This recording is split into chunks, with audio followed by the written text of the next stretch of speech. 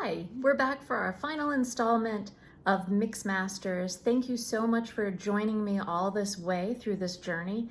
And this is our final project. And this is the Copy the Master project. Everyone should have their own image. Either I have provided it for you or you're going to find one online. If you're working with me directly, I'll give you instructions on some options to choose from, and you can print them out on your printer or you can take them to a copy shop if you feel comfortable doing that. And I'm going to show you a couple of different ways to transfer them. Oil painters have one additional way. What I've got here is my piece, my original picture, which I don't want to draw on top of. I can if I have to, but I want to try and keep this picture very clean and clear so I can look at it and observe actual colors without my drawing on top of it. This is a photocopy. I actually printed this out. I found the original painting online and I have a very bad inkjet printer, but I used it anyway and I printed out. I altered the contrast on it just to make it a little bit easier to see because the print before this wasn't even as good. And the way that I can transfer this, if I'm an oil painter and I've got a copy I can do this to, I covered the back of it in raw umber oil paint. And this is again only for oil painters.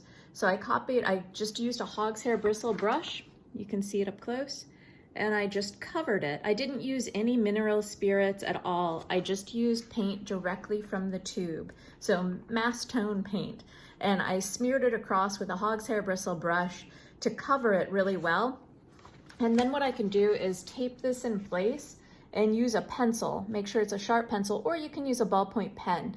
I oftentimes request students to use red ballpoint pens just so you can see your lines, places that you've covered and places you haven't. It's much easier to see than graphite, which can get lost and is just dark. You kind of have to angle to the side to see the shiny reflection if you end up using graphite. So I did use graphite on this. I taped it up and used graphite, and you can kind of see the leftover image. I didn't do the whole thing, I just did part of it because I'm also going to show you one more way to work on this image. Here's a close-up of my transfer that I did. I just did a little bit. So this is raw umber on top of burnt umber, and you can easily see the shapes that I'm tracing out.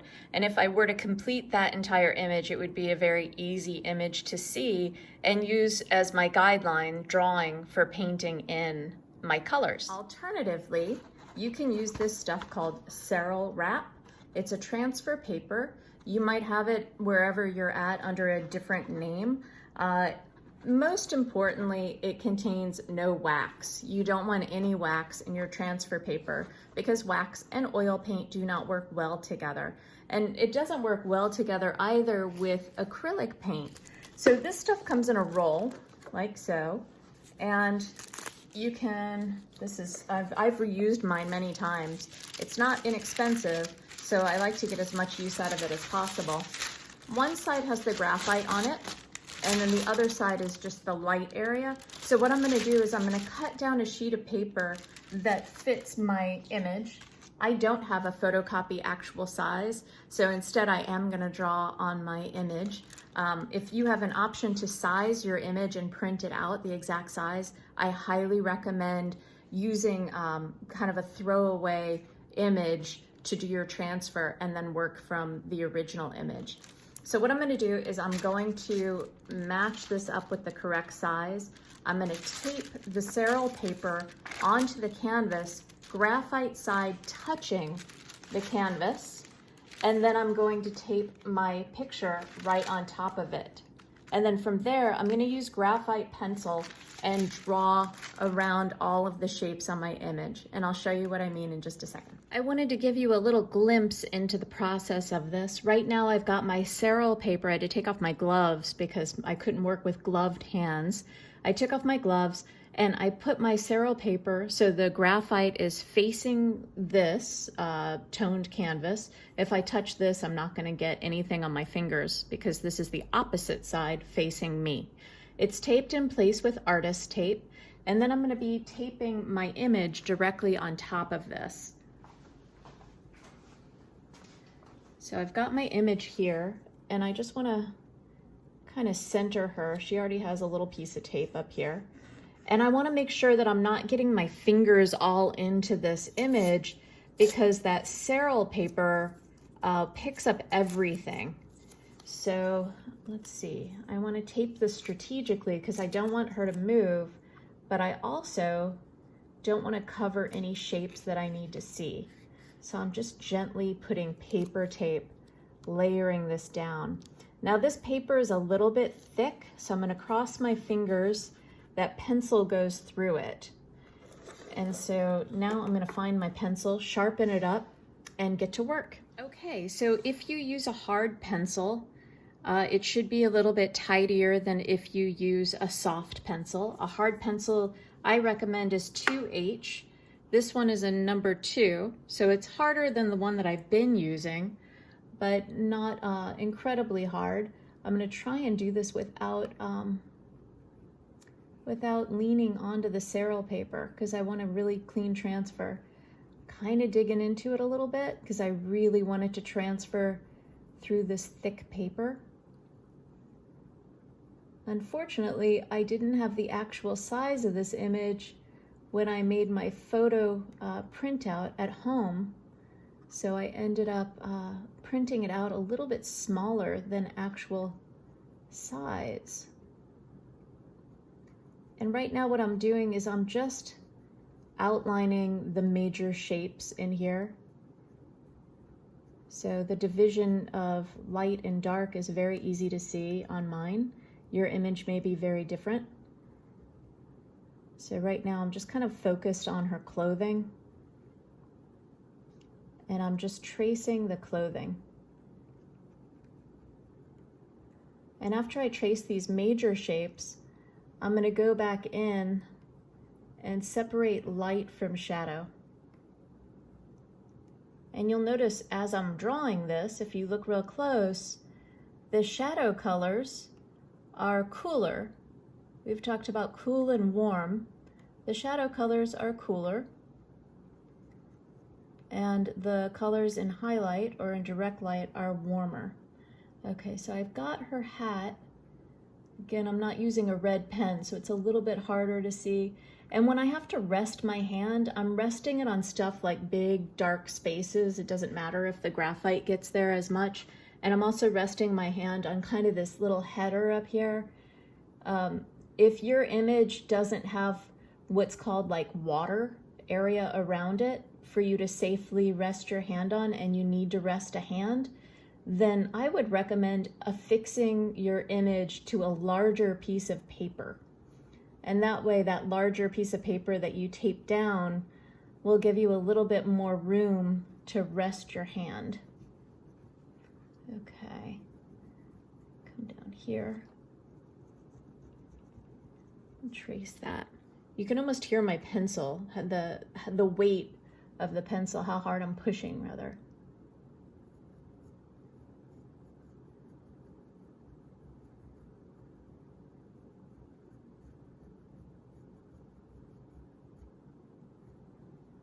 Okay, and then I'm gonna separate, see this hat up here? I'm gonna bring this in just a little bit so you can see it a little bit closer.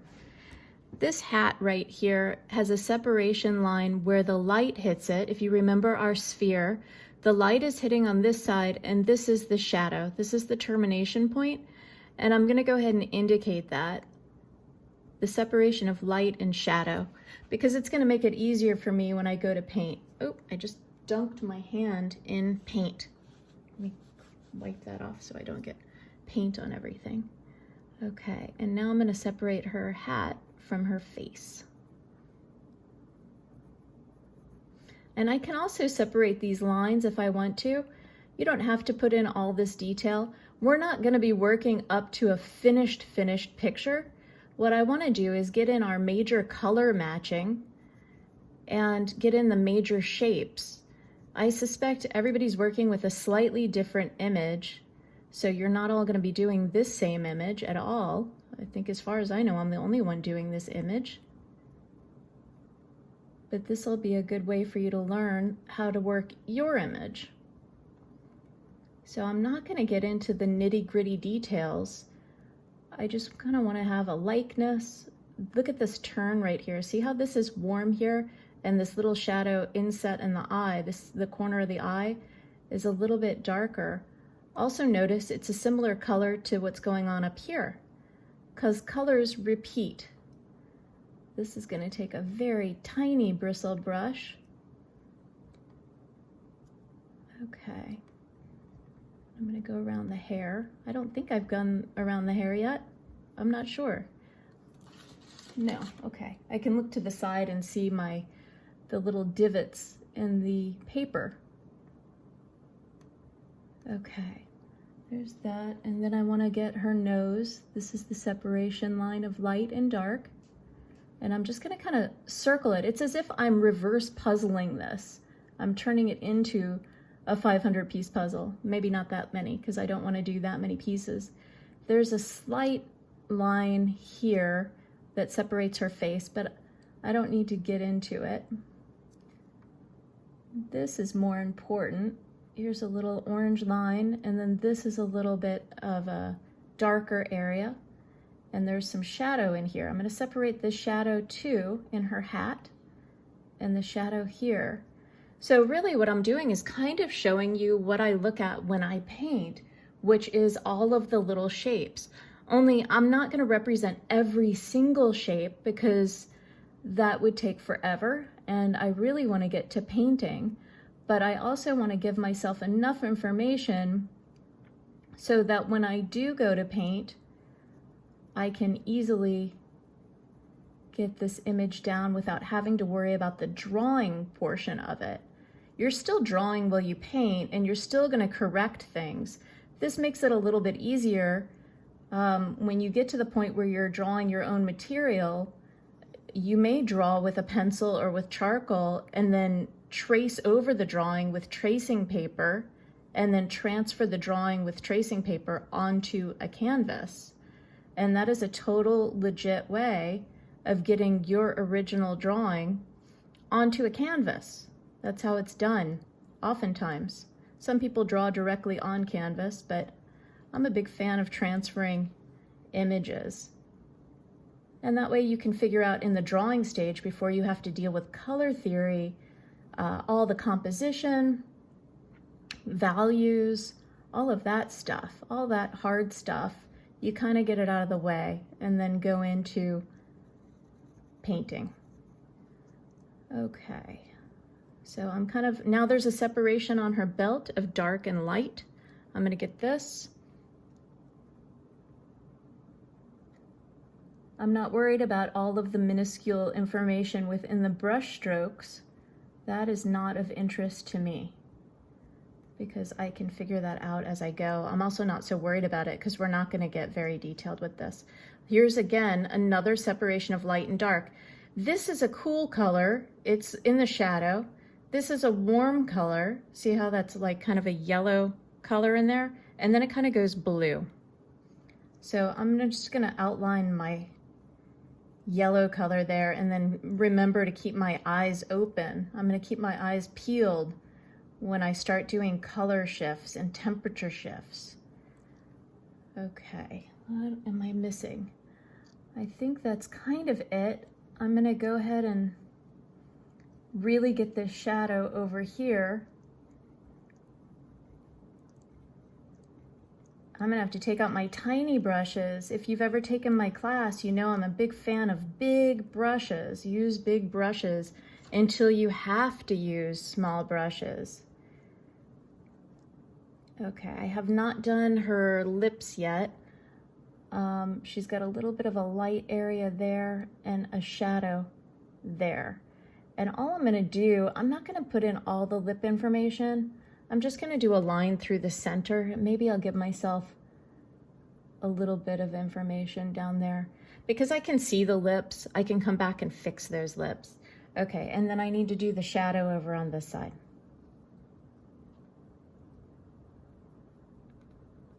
Okay. And then I'm gonna do the hand.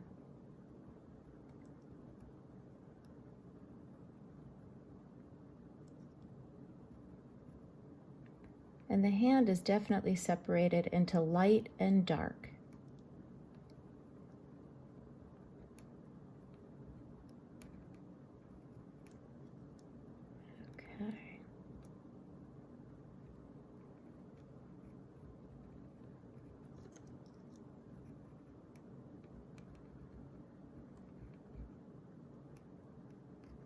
There's some lattice in there. I'm not so worried about that. I'll get her little background area. I'm really more interested in just the figure itself. I would be delighted if I just drew the figure. I'll throw in the separation of shadow and light in this fabric, but I'm not going to get too detailed with it because, I don't know, I don't want to get ridiculous. I don't want to have to struggle and hold on for dear life. I just want to get the main shapes. Okay, I think I've gotten them. I think she's there. There's a little bit of nuance back there, but it's even hard for me to see in person, so I'm not going to worry about it. So now I'm going to take off very carefully. I'm going to actually lift this up just to see if it even transferred. Because if it didn't transfer, I might have more work to do. And I don't want to move this whole operation just to find out that I can't line it up again. Okay, so I'm going to move that somewhere safe and just carefully lift this. Okay, yeah, I can see it transferred. So I'm going to trust in the transfer process that I pressed hard enough. I can open one more side if I'm not sure. Let's just carefully open one more side. Oh yeah, she's transferred. Okay, so I'm just gonna carefully take all this artist tape off. Artist tape is great and doesn't usually leave residue, but you still don't want to leave it on any kind of paper for a length of time because it does tend to get kind of stickier as the days go by, making it more difficult to remove. So let's see what she looks like. It's the big unveiling. Okay, she's very faint, which is good. I don't want a whole lot of stuff that is going to be problematic mixing with my paint. I just want really light graphite that I can see. Maybe you can't see it all that well. I'm gonna zoom in a second so you can see it. But ultimately, I just need a very light version of my outlines so that way I can quickly paint her in. Okay, so you can kind of see I've got just the main shapes in there just to give proportions, correct proportions and separation of light and dark. I'm not drawing in every single detail. I'm not doing that. Now, if I want to, I can take a ruler and measure it so she's 1 to 1. I'm not gonna be that specific, but I do wanna bring her a little bit closer and maybe a little bit up, just so she's kind of closer to her world. I might tape her down in a couple of areas just so I don't get that shadow because that's a little distracting. So I'll tape that down, but not a whole lot. So that's where she is before I start painting her. Okay, so here we are. Where do we start? I think the first thing I'm going to do is I'm going to start with some dark areas just to pull out where the light areas are going to be. I prefer, there's a couple of ways to look at this. One way to look at this is the areas up in the hat are very clean and clear. So if I wanted to put those in first, I could, because it would keep my colors very clean and clear without the fear of any color mixing in with it. However, there's another idea that if you paint your background first, then you paint your foreground into your background, and you have more options for your edges, which edges typically are harder in the light and a little bit softer as they go into the shadow. So that's one way to consider it. I think what I'm gonna do is start with a small brush, and I'm gonna start by painting in my background. And my background is fairly dark. I know that it has a little bit of green in it, but I think I'm gonna do like a dark blue. And to get my dark blue, by the way, I'm using the exact same paints I used on our previous exercise. I'm gonna make kind of a chromatic black, but I'm gonna lean it a little bit more toward the blue end rather than the brown end. And I'm just gonna put in a little bit of background in here. And I'm just gonna follow this line that I laid out.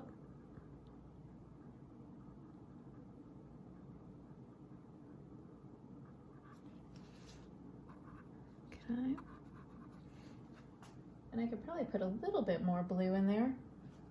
It's kind of I don't want it to be so dark, and I don't need to come up too far around the hat. I'm just gonna kind of edge. So remember that very first class, we talked about edging. This is where it comes in very handy. Okay. So her hat is almost carved out at the top. I'm using a little filbert brush, by the way. It's kind of a blend of hog's hair and synthetic, but whatever you've got is going to be perfect. I could easily do this in either synthetic or hog's hair. All right, it starts getting a little bit darker on this side. Mine is very blue. I'm going to go ahead and darken this up just a little bit.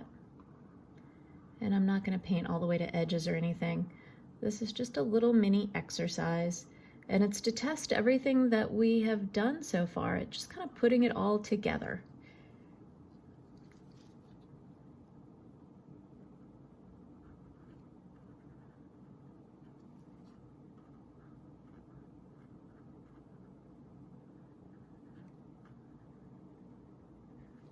Okay, there we go.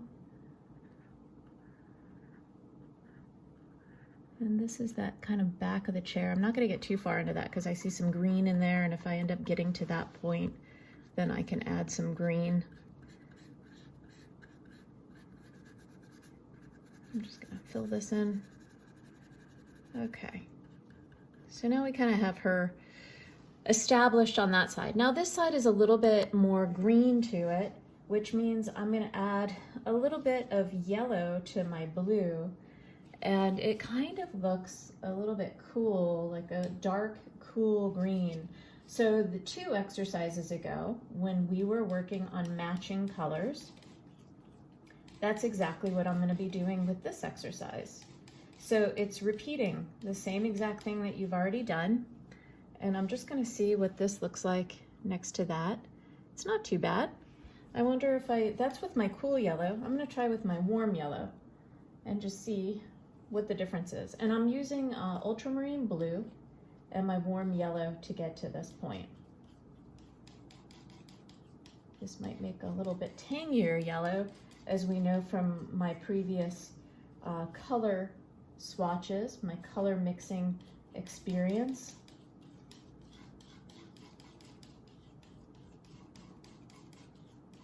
Let's see. Ooh, that's way off. So I'm definitely better with the cool yellow. Okay, so cool yellow and ultramarine blue it is. But before I get there, I'm going to finish painting in a little bit more of this background. It's got a little bit more blue going into it on this side, I think. And I'm just going to stick this in there.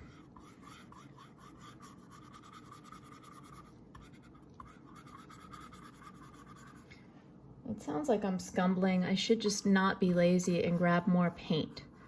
That's just me showing you what you shouldn't do, right? All right, I'm grabbing a little bit more paint. And my ultramarine blue this whole time has been a little bit temperamental. It has needed a little bit of a boost from a drop of linseed oil. And now I've got this going on. Okay. I've got to carefully watch my line. It's so light that I feel like I'm going a little cross-eyed following it under these lighting circumstances. But I can see it. I'm going to get this. Here we go. I'm just following those lines. Okay. And then I'm going to just kind of smooth out my brushwork a little bit. Oh, and I don't want to forget this. That would be something that I just get into the fun part and then I forget to do that part. But I'm not forgetting. It's right there. It's right there. I got it. Okay, and now I'm coming down and I'm gonna do this little hand. It's very dark.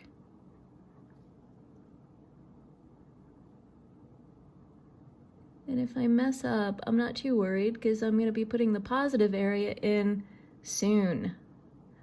let's see, that definitely needs to be covered. I need some more paint. Okay, here we go. Boom, there it is.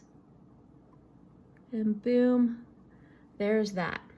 Okay, now I'm gonna put that green in there just to throw it in. I don't need to do it right this minute, but doesn't it? It looks like so much fun. I just kind of want to do it right now. So I'm just gonna throw in a little bit of, yeah. It's so subtle in the image. I'm making it a little less subtle here, but whatever. Okay, cool. So that's done.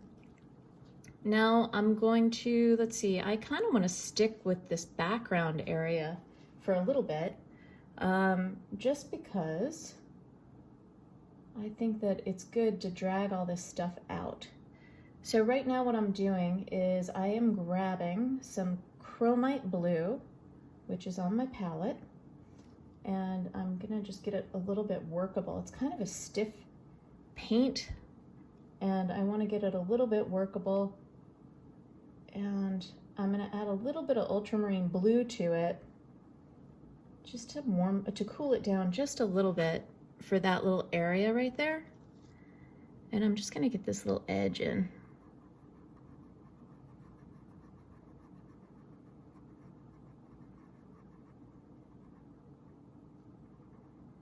Okay, so there's that edge.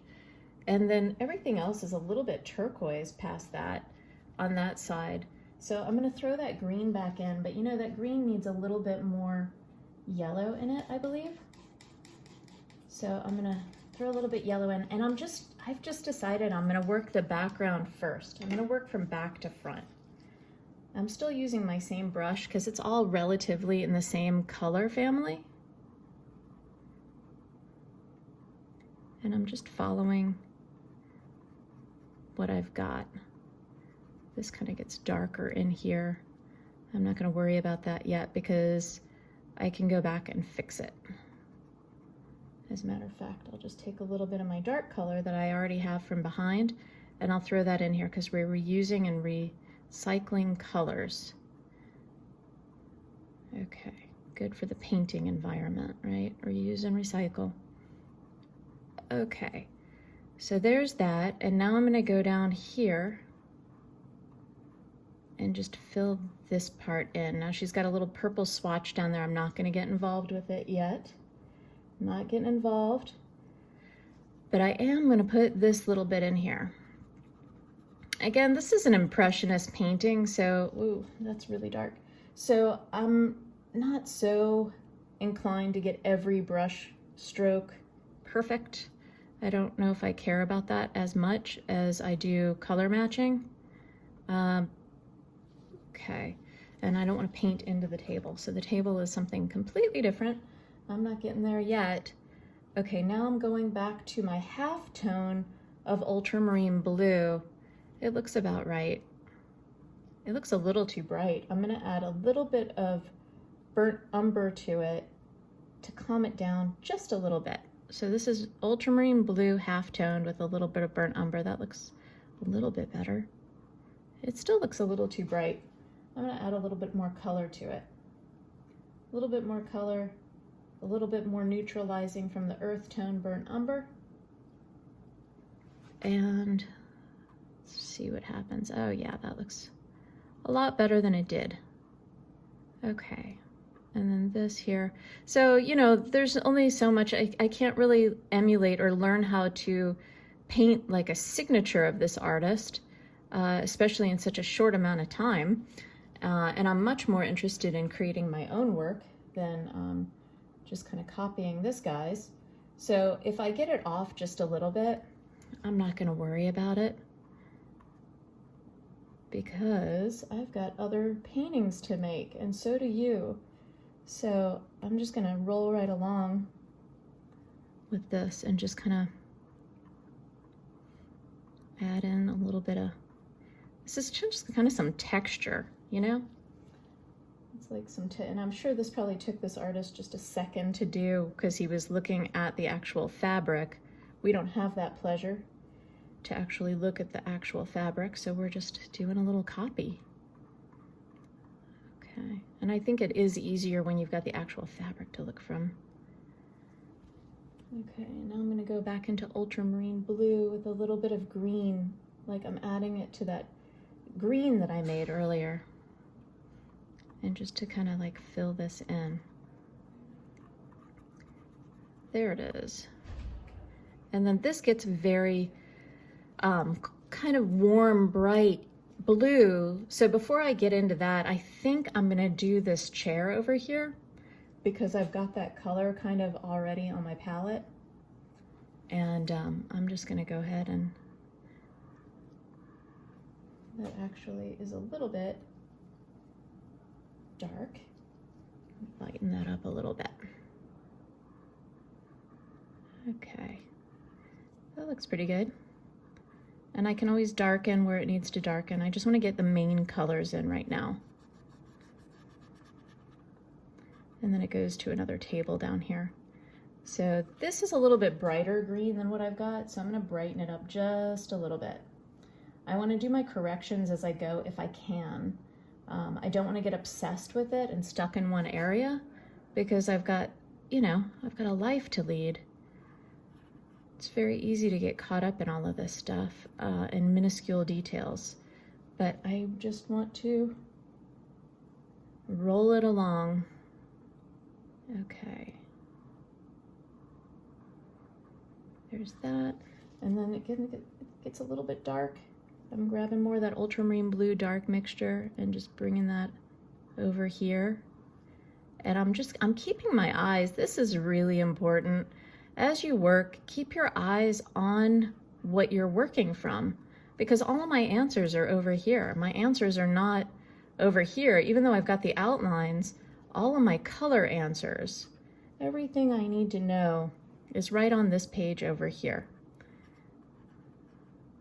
Okay, so I've got that. All right, so we're looking pretty good right now. I'm gonna clean my brush off. I really like using this brush, and so I think I'm gonna keep going with it. And I think the next thing I'm gonna work on, I'm gonna put her, let's see, what do I wanna do next? I think I'm gonna put her face in. Now, I'm not going for blended perfection. Instead, what I want to do is I want to very carefully color match, and I wanted to show the light area, the turning point, which is the cool color, going into the shadow, the cast shadow right here, and then turning the form and work on that form shadow a little bit.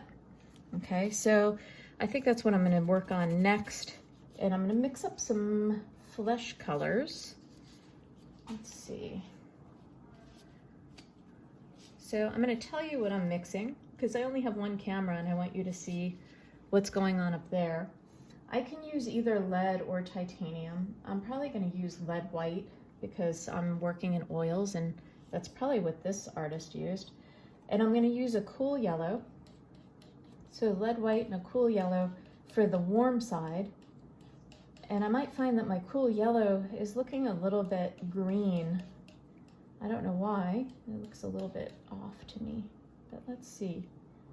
Again, I'm going to pull it up here and just, I close one eye, and if it disappears, it's correct. It looks like it's a little too cool, so I'm going to warm it up just a tad because that cad yellow is super strong, and I'm afraid it's going to take over my mixture. So this is very similar to what we did earlier in a previous video where we were color mixing and matching your swatches. Okay, let's see. Now it looks like it needs a little bit of pink in it. I'm going to save some of this to the side because I think it looks pretty good. But now I need a little bit of pink, and it's kind of a warmer pink. So I'm going to use that pink that I made from my Pyrrole Red, and I'm going to use a ridiculously tiny amount of it.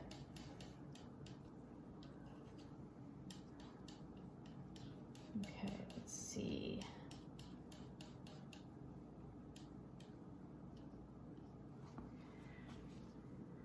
That looks pretty good for that top part of the face. So I'm going to leave that because I want to have all of it ready to go at the same time.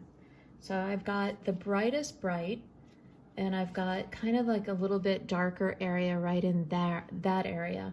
And now I'm gonna make up a little blob for her, the form shadow where she starts rotating across. It's a little bit purpley. It's not quite as dark as my burnt umber. So I'm gonna use a little bit of burnt umber in that kind of yellow mixture and see what that burnt umber can pull out. So this is lead white, cool yellow, a tiny bit of warm yellow, and now I've got burnt umber. Let's just see. That looks fairly close. So I'm gonna leave a little bit of that. I'm kind of making a little scale of color, a flesh tone color.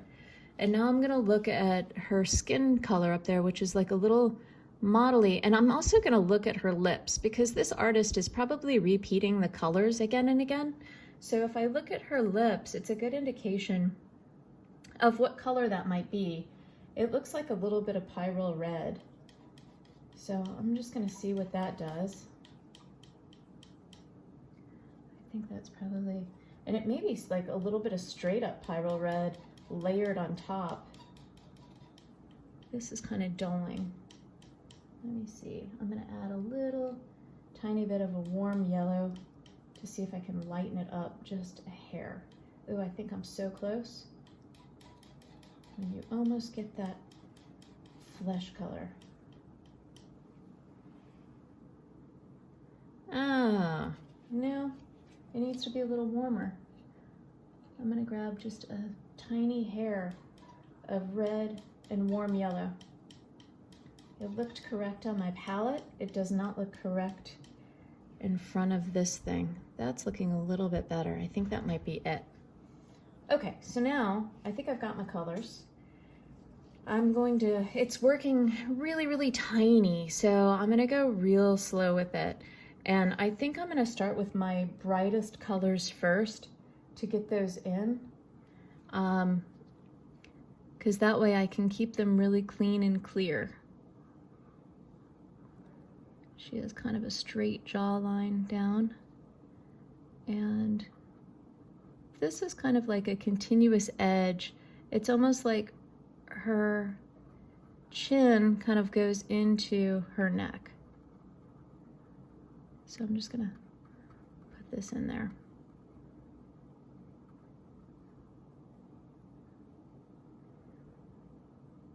Let's see what's going on.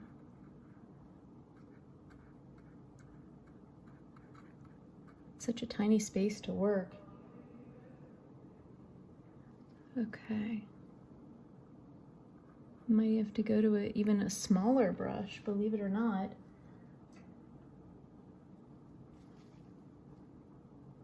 Let me see, if I put more paint on my brush, I might get away with using a bigger brush if I don't have to scumble it. Okay, so I'm kind of just getting paint down just so I have something to at least play with.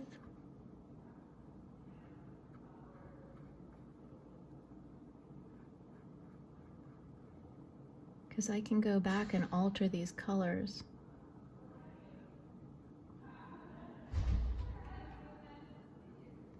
Okay, and then she's got a little bit of a highlight coming over here. Probably gave her too big of a highlight, but that's okay, I can fix that. And then here's her neck. All right. And I'm just gonna go ahead and work this down. Down here. And you can see that toning coming through. And I'm gonna go ahead and put a little bit more paint down here. This looks really yellow to me now that I've got it down. I'll probably have to change it to more of like a peach color, I think. But at least I've got something down there, right? So now I think what I'm gonna do is go ahead and put in some of that shadow color. Let's see. This is a shadow color in here. And I might find that I need to go a little bit darker even, because that's kind of light. That's pretty light now that I'm getting it down there. So I'm gonna add a tiny bit of burnt umber. Let's see if I can darken this up. Yes, I can. Good. Okay, so that's looking pretty good. All right, and now I'm gonna put in a little bit of that cheek color. I'm gonna bring that up. Ooh, that's very pink and not bright enough. So let me see if I can mix it with some of that yellow that I made up earlier. That looks a little bit more reasonable, and I can play with this a little bit more. Now I should be carving out my shadows right now because it's gonna give me more variation. So I'm gonna go ahead and carve out, well, I'm gonna put on her forehead first because I'm kind of in that world, although I need to get a little bit more orange with it, I think. Because it's like, and I don't want to put yellow ochre yet because I don't want to dull it down. This is a rather bright kind of painting right here. That might be that's too yellow. So I'm going to dull that yellow down.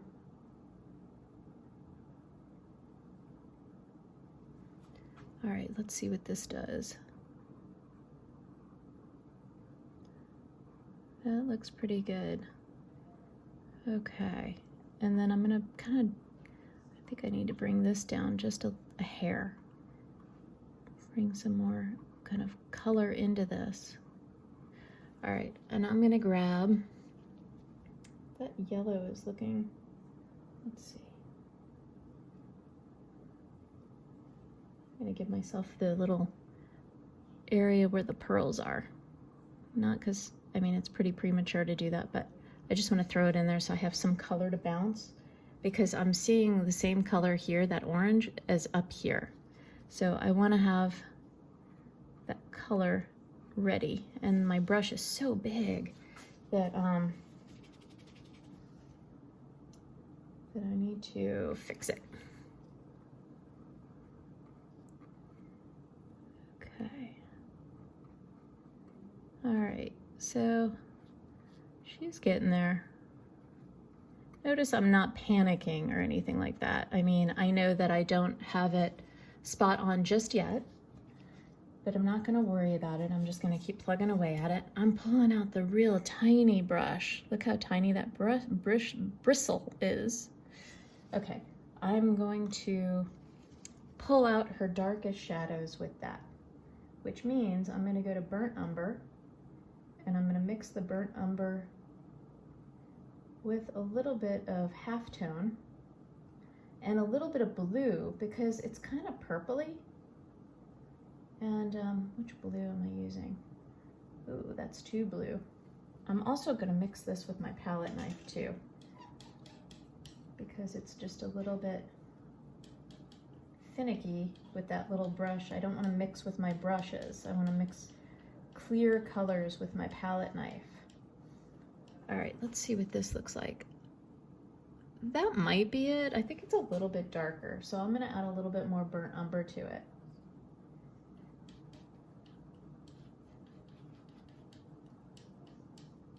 Okay, let me see what this does. It may not do anything that I want it to do, but it's worth a try.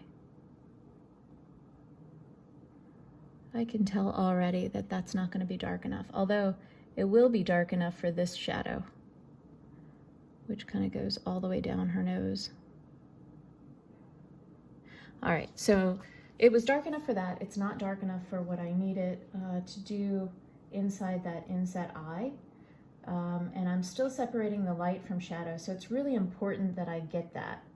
I'm gonna nail that thing. I'm gonna get it.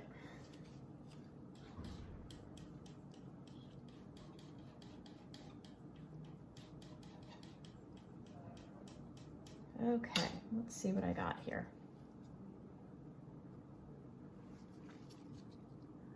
All right, here we go. And it's still not dark enough. So I'm gonna grab more. I may have to go into my really dark darks. It's certainly like a lot, surprisingly, a lot darker than I thought it was. It looked very purple to me, but once I get my colors together, it just kind of fizzles. It goes too light. So I'm almost going to like kind of a dark gray, chromatic blacky Burnt umber plus ultramarine blue. Okay, that looks a little bit better.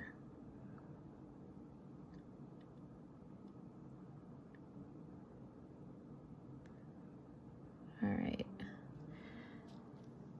so that's something.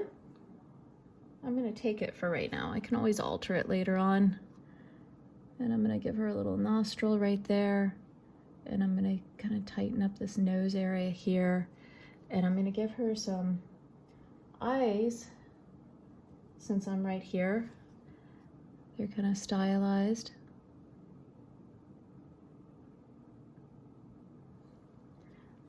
I'm just going real slow.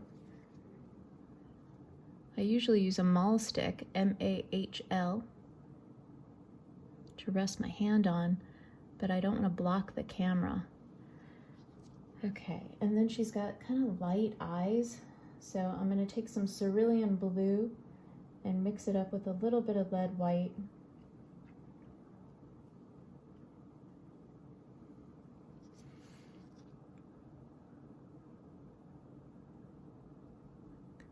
And then I can do the same thing on this side over here. And now I'm going to fix that side over there, which is kind of reddish. It's a little earthy, right? So I'm going to take a little bit of my burnt sienna. This has a little bit of earthiness to it too.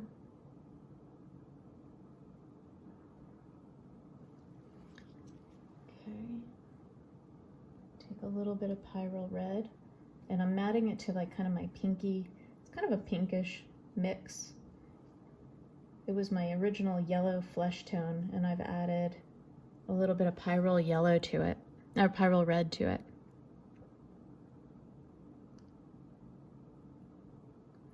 And that's not really doing anything at all. I think I'm just gonna have to go fairly straight up pyrrole red. Let's see.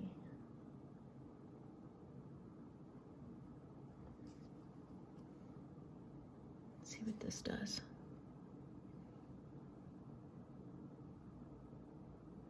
That's still too pink, I think. Let's see, if I do burnt sienna and pyrrole red, maybe I can navigate it that way, because I don't want it to get milky, but she's kind of, it's bright, but clear, and it's not really pink. Okay. I think that looks a little bit better, even though it's kind of intense and I need to blend it out. So I'm going to clean off this brush, and I'm just going to get in there and kind of soften it with a little bit of flesh color.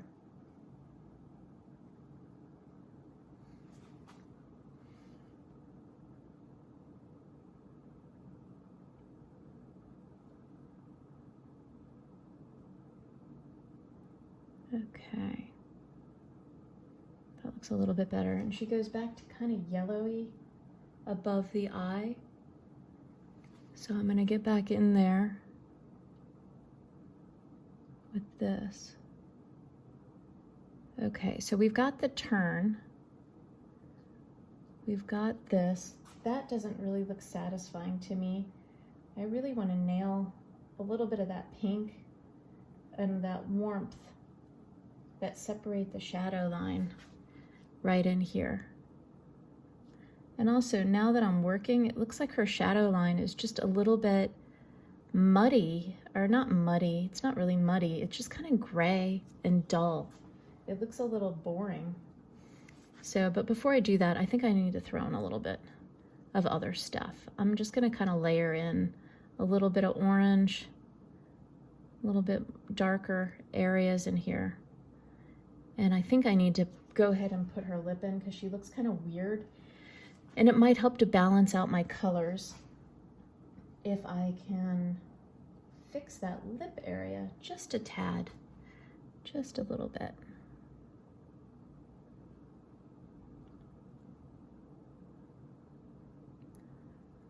Okay.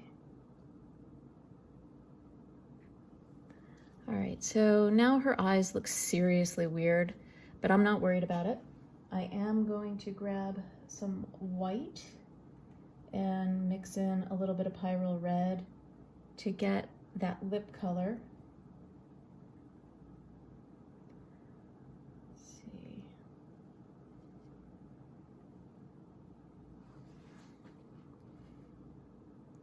Let's see what that does. I think that's going to be too pink. Too pink. I need a little bit more yellow in there.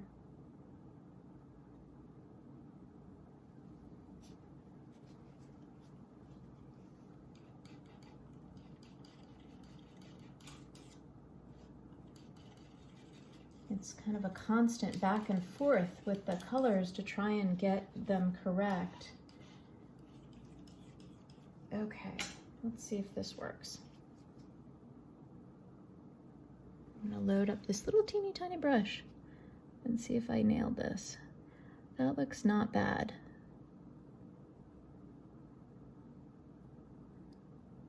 Okay.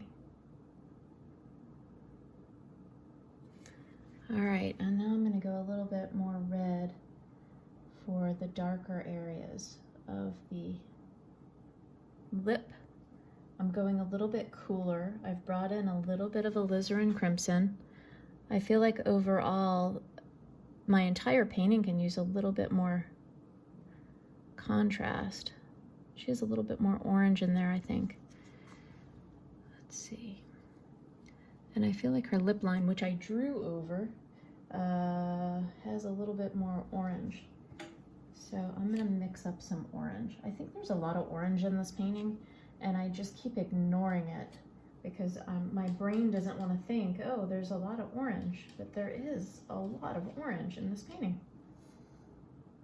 Okay. Okay, so I got that orange. This is the color. It's a crazy color orange. You see that color orange? It almost looks yellow, and it has very little to do with anything on there, but I feel like unless I make a drastic move, I'm just gonna keep doing the same thing again and again. So this is me making a drastic move in order to make something shift. Sometimes you just gotta go drastic with it in order to get it to do what you want it to do. So let's just see if this is any better. Yes, that is better. Okay, and now I can kind of use that in other areas as too. So I think I might be able to fix her eyes, which look like they're kind of bleeding out of her head right now. It's kind of creepy. I'm gonna fix a little bit of that. So I'm gonna come in here with my new mixture, and I also need to put a little bit of white for her eyes, which are kind of white. I mean, they have like a little bit of a gray to them. Nobody's eyes are super white unless there's like a reflective light. So I'm gonna do like kind of a gray.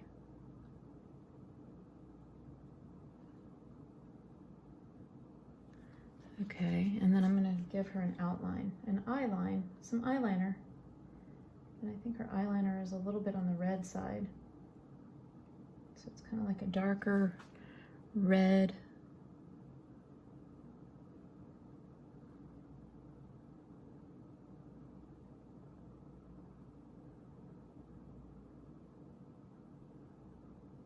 Okay, and then she's got a little bit of a shadow going on, a purpley shadow. It's that purple shadow that I didn't get earlier, and it looked too gray.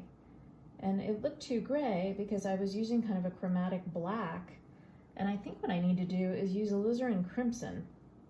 So I'm gonna come back into that dark gray shadow that I should have done a while ago, and I'm going to use some alizarin crimson and some ultramarine blue and see if I can't get this a little bit prettier.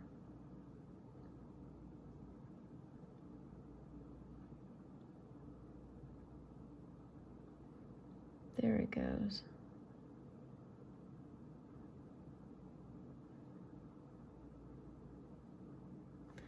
Okay, and I feel like her nose is a little bit straighter than what I've got. I've kind of made it a little wonky. So grab another towel too.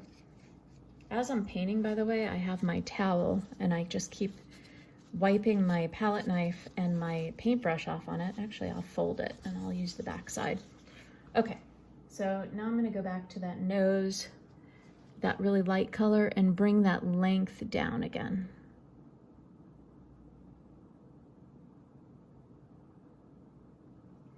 Okay, it's blending a little bit because I'm on small territory. Okay, and then I need kind of that dark light for the shadow. I'm gonna darken this up a little bit.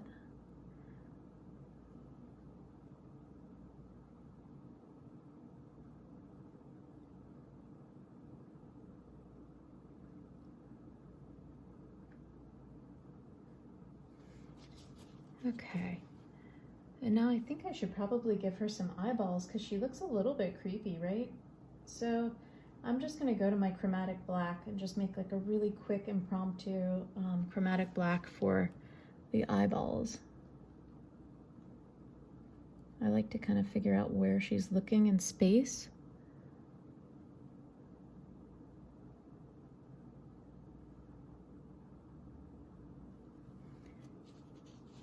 And now I've got to go back and put a little bit more blue around the rim because I think I lost it. So go back and do that. And I lost my little, it's like a little dance going back and forth. I think my blue eyes are a little bit too blue.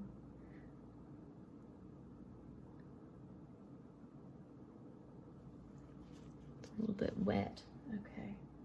Now I'm gonna chop in a little bit of, I probably shouldn't say chop while I'm working on the eyes, but I need to kind of chop in a little bit of that white of the eye.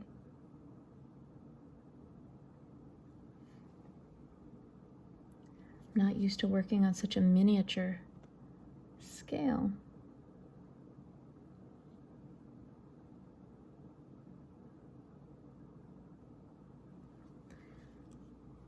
Okay, and now I'm going to get that center line. And again, I'm not so worried about making this very photoreal. I just really want to get the turns in there, the color as accurate as possible, and kind of get the tones correct, the turns. This is still, I'll go back and work on her eye again. Oh, I just keep going back and forth with this. I need like a micro mini brush. Something with one hair would probably be perfect for this.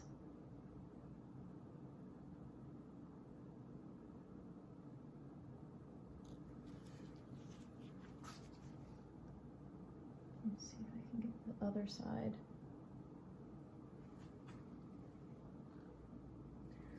Who knew that a 000 would be too big?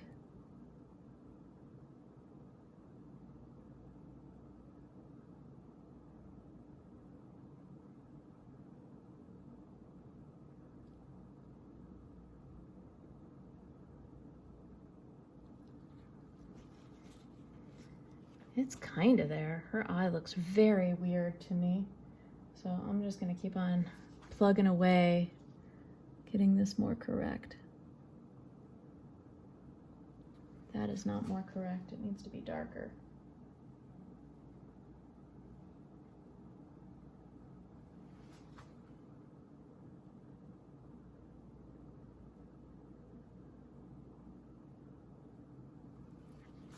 A little bit better. I think her eyes are still a little bit out of whack. Pretty soon I'm going to move on to the hat though, because I want to move forward.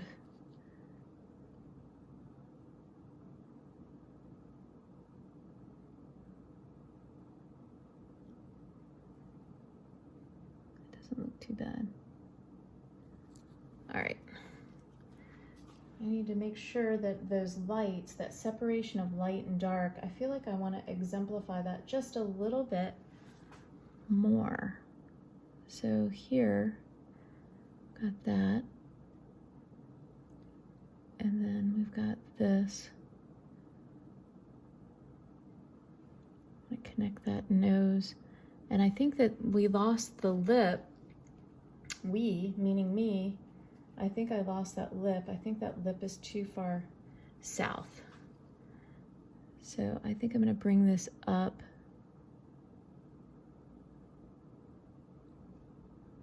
I definitely have gone out of the line. She looks very weird right now, but I'm not worried.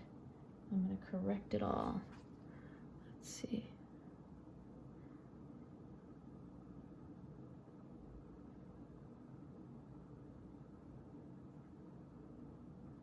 I can get that little light piece in there.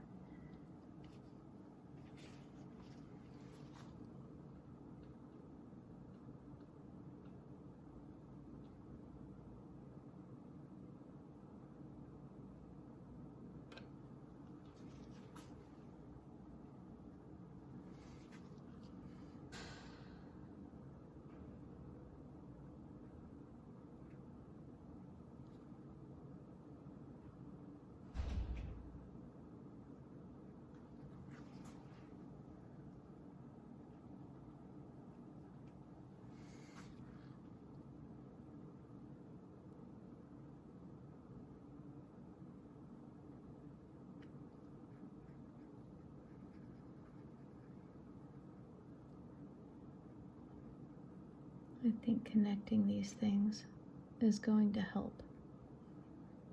Connecting these shapes, it's going to help me see the positive and the negative side rather than continuing to work. And also it's going to help me balance my colors too. So this is just a good thing all the way around.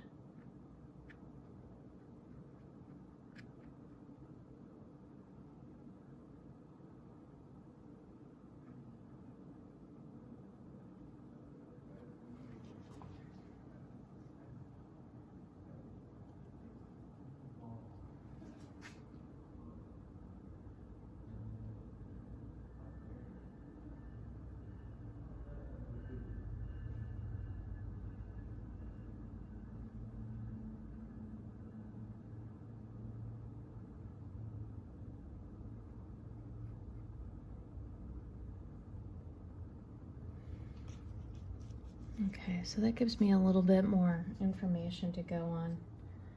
Now I'm going to go back in and try and do a little bit more lip work here.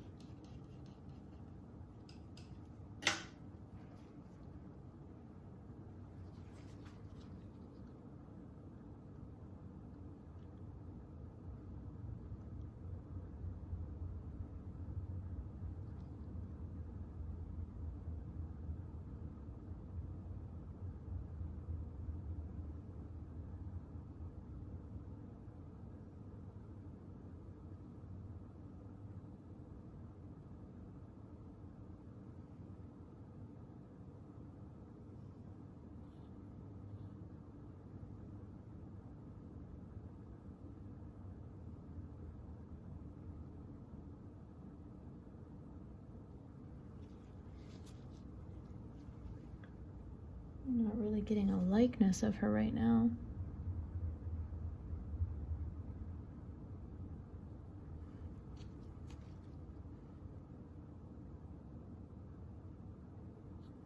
I think I'm going to go back to my old standard, which is just filling in the kind of goggles of the eye rather than the eye itself. And this will help me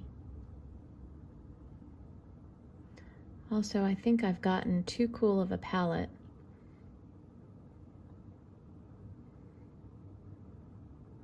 I think the palette on her is very warm, and I've mistaken it for a very cool palette.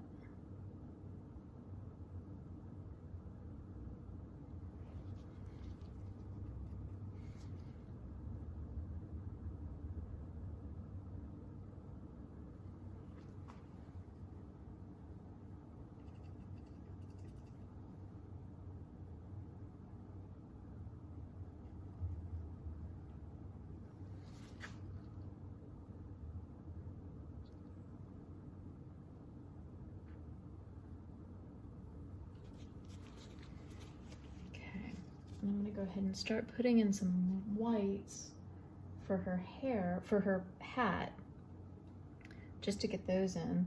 And they've got a little bit of warm yellow in them. And again, I'm not so worried about the texture of it. I just want to get the turning, the shift of the shape, the light perspective in there. And I can tell it needs to go much wider.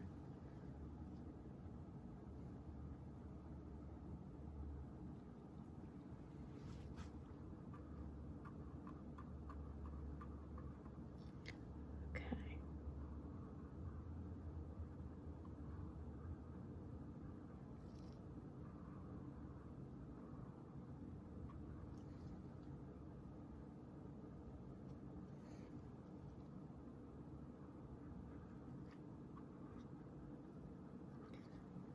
I just dragged a little bit of blue in, which is exactly what I wanted to try and avoid with these light areas. Okay, and then it looks like this goes a little bit more purple. So I'm gonna grab a little bit of purple. Is it cool? Is it warm? I think it's a little bit on the cool side. Probably darker.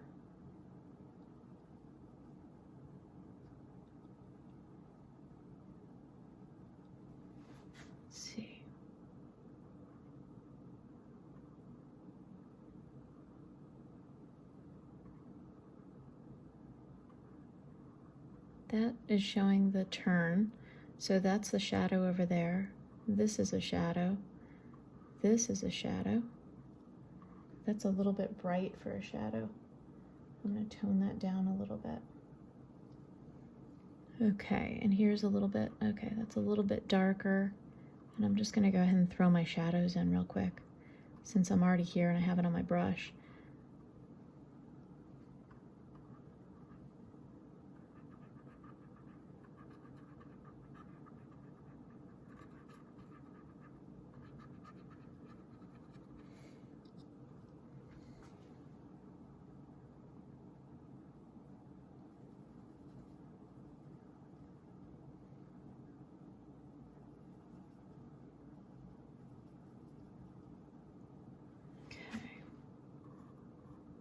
That almost looks like it has a little bit of that green and sneaking in there. I'm going to go back to my kind of green gray for my shadows in here. It's kind of good to take a break from that face for a minute. This is much too dark. I'm going to go ahead and lighten that up.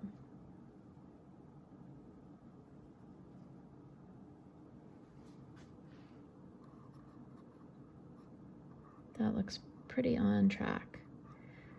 Ah, finally, right? As you're working, there's no specifically perfect answer to get you where you want to go.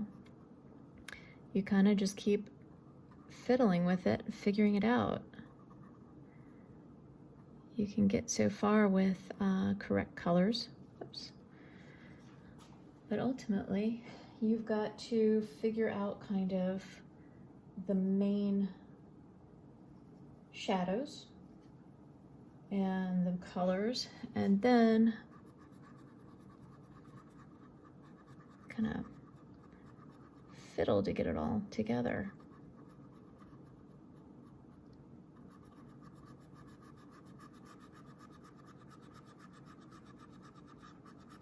I think that can go even darker.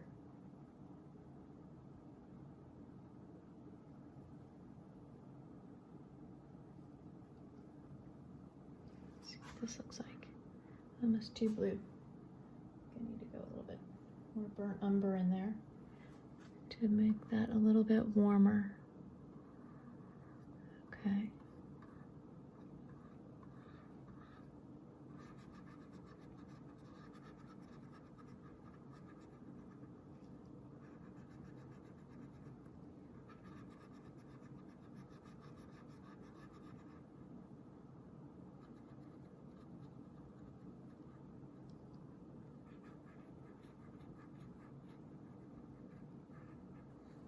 Okay, so there's that, and now I'm going to put in some really dark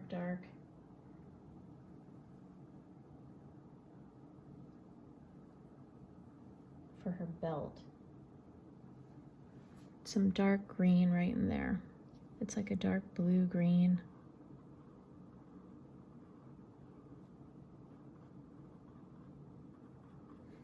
And then it gets a little bit lighter. Some cool green where it goes a little bit turquoisey.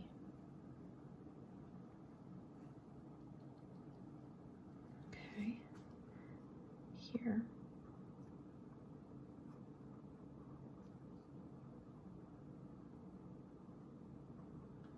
I can get this flowing a little bit so I can, with a little bit of linseed oil, so I can get it to make the shapes that I want it to make.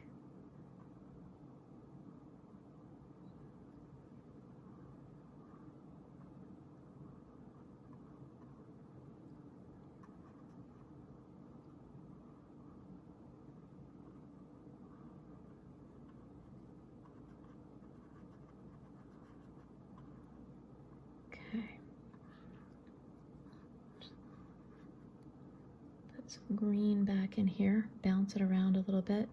I think this goes a little bit darker. Now's a good time to hit that. Okay, and then I've got a couple of really bright pops of green. I'm going to go ahead and put those in.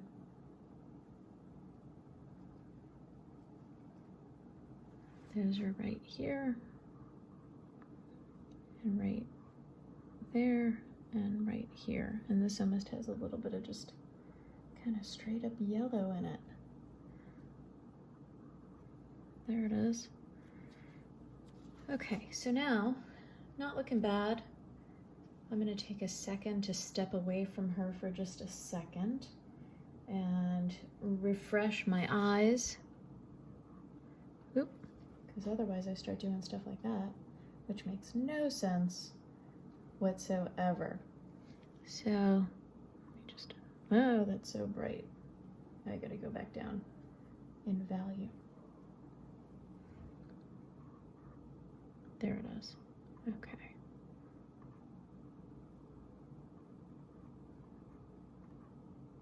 And then that goes a little bit brighter right here.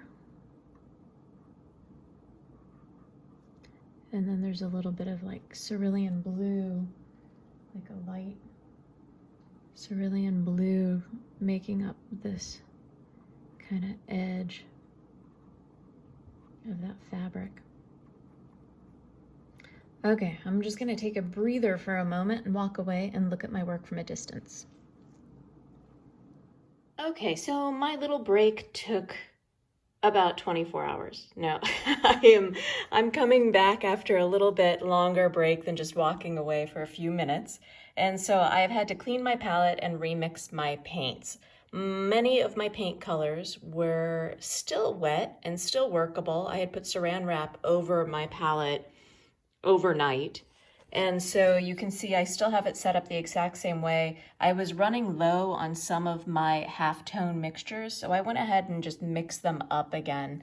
And you can see I've got all my earth colors out. Oh, I missed mixing up my raw umber. I'll go ahead and do that on camera real quick, just as a little reminder.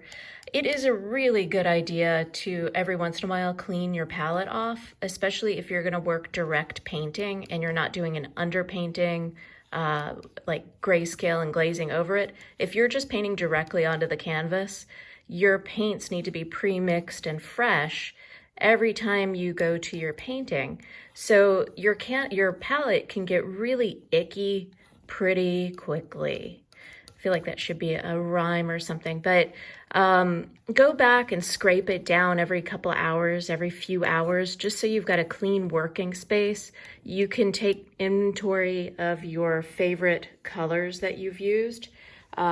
Like this, for example, I mixed up this orange. I really like it. It's from yesterday. I just took a big blob of it and put it to the side. I don't want to remix it. What I want to do is match it because it is a key component on the painting that I'm working on right now. So you can see, you know, my palette is still pretty messy. I can still see the greens that I mixed yesterday, but it is much cleaner than it was and much more organized. It's all about organization, so you can, you know, find your way around it. This funky little gel that you may have been seeing on the corner of my palette, that is linseed oil. It's just in a gel form. It's called oleo gel. And I don't recommend it for first-time painters because it's super easy to use too much of it. But if you feel like you're really good at controlling it, I mean, you're talking about just using such a tiny amount that it's just to get paint workable. So for example, my ultramarine blue seems to be a very sticky kind of old paint. It's just, I don't know, it kind of dries quickly. So I'll put some in here just to get this working, but a very tiny amount by comparison, as small of amount as I can possibly get away with in order to liven this paint back up so it's easy to move around. You know, it's very easy to toss a ton of medium into your paints, but what it does is it breaks them down, and then they don't adhere as well to the painting, and they will eventually crack on the painting or delaminate, which means peel off of your painting surface.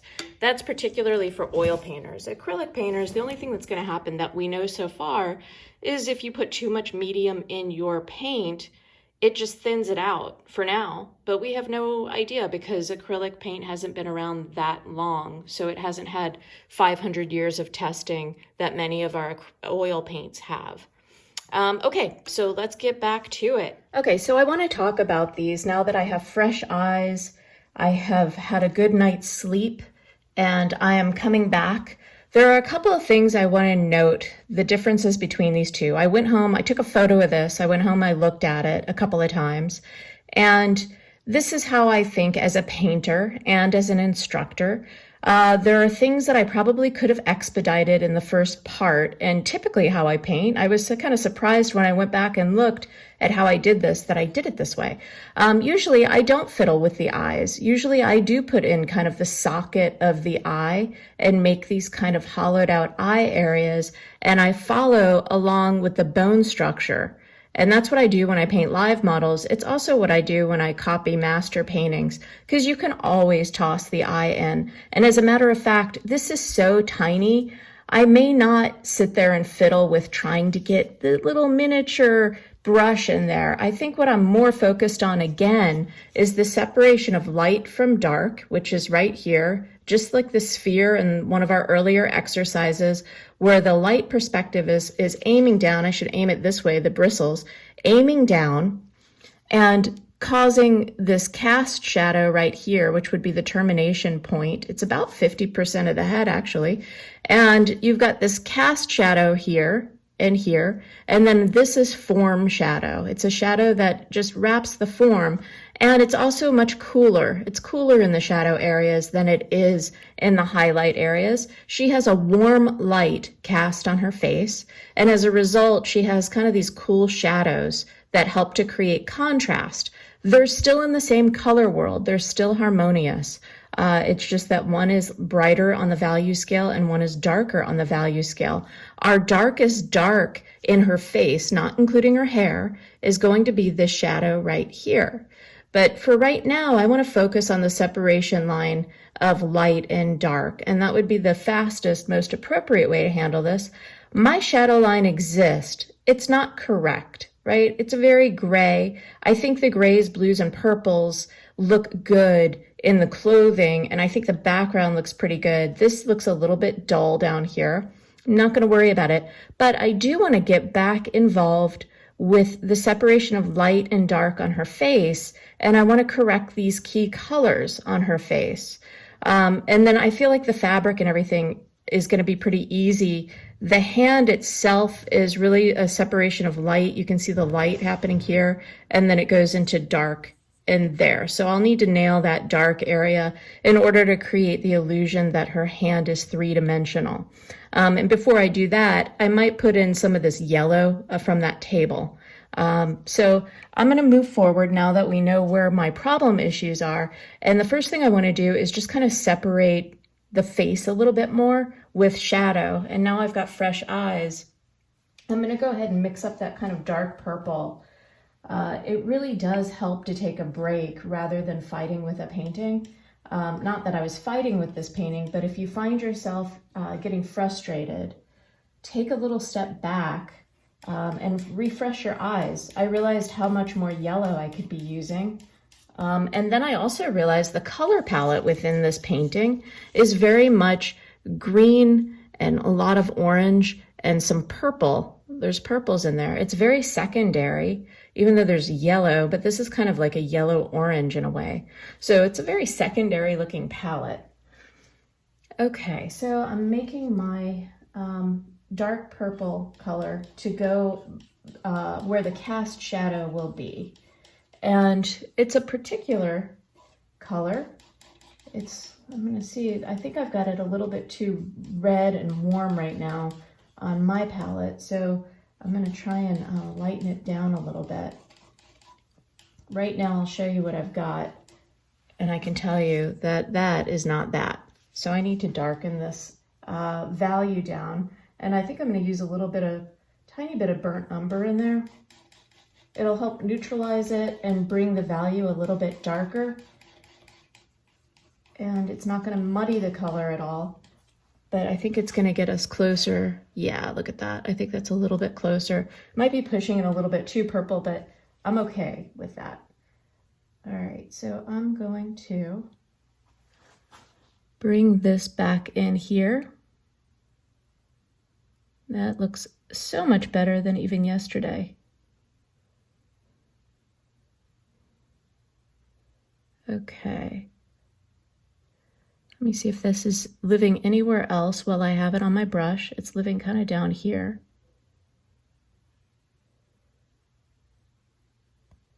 Okay. And I think that's pretty much it. There's some of this color lightened in her hat, but I'm not going to worry about that right now. So I really wanted to get that one shadow taken care of. And now I'm going to do the other side of the face, because I think the other side of the face could use a little bit of help. This is very yellow in comparison to this. It's like kind of a yellow orange, and I think these shadow colors are way off. So I'm going to try and fix those real quick. And I'm going to start with kind of a warm yellow. I'm starting with kind of this color yellow. And if I hold it up here, it's neither here nor there. It's not really matching. It kind of matches in this area down here, maybe slightly there. But over here, you can see that's really, really light. So as a matter of fact, while I have this on my brush, maybe I'll see if I can put a little bit more attention to the other side of her face. Let me go ahead and put this in. I think that may even be like a little too yellow, but I can lighten that up. This is connecting almost. Okay. And I think that is a little bit lighter. So I'm going to grab a little bit of my white and mix it in. It's not pure white.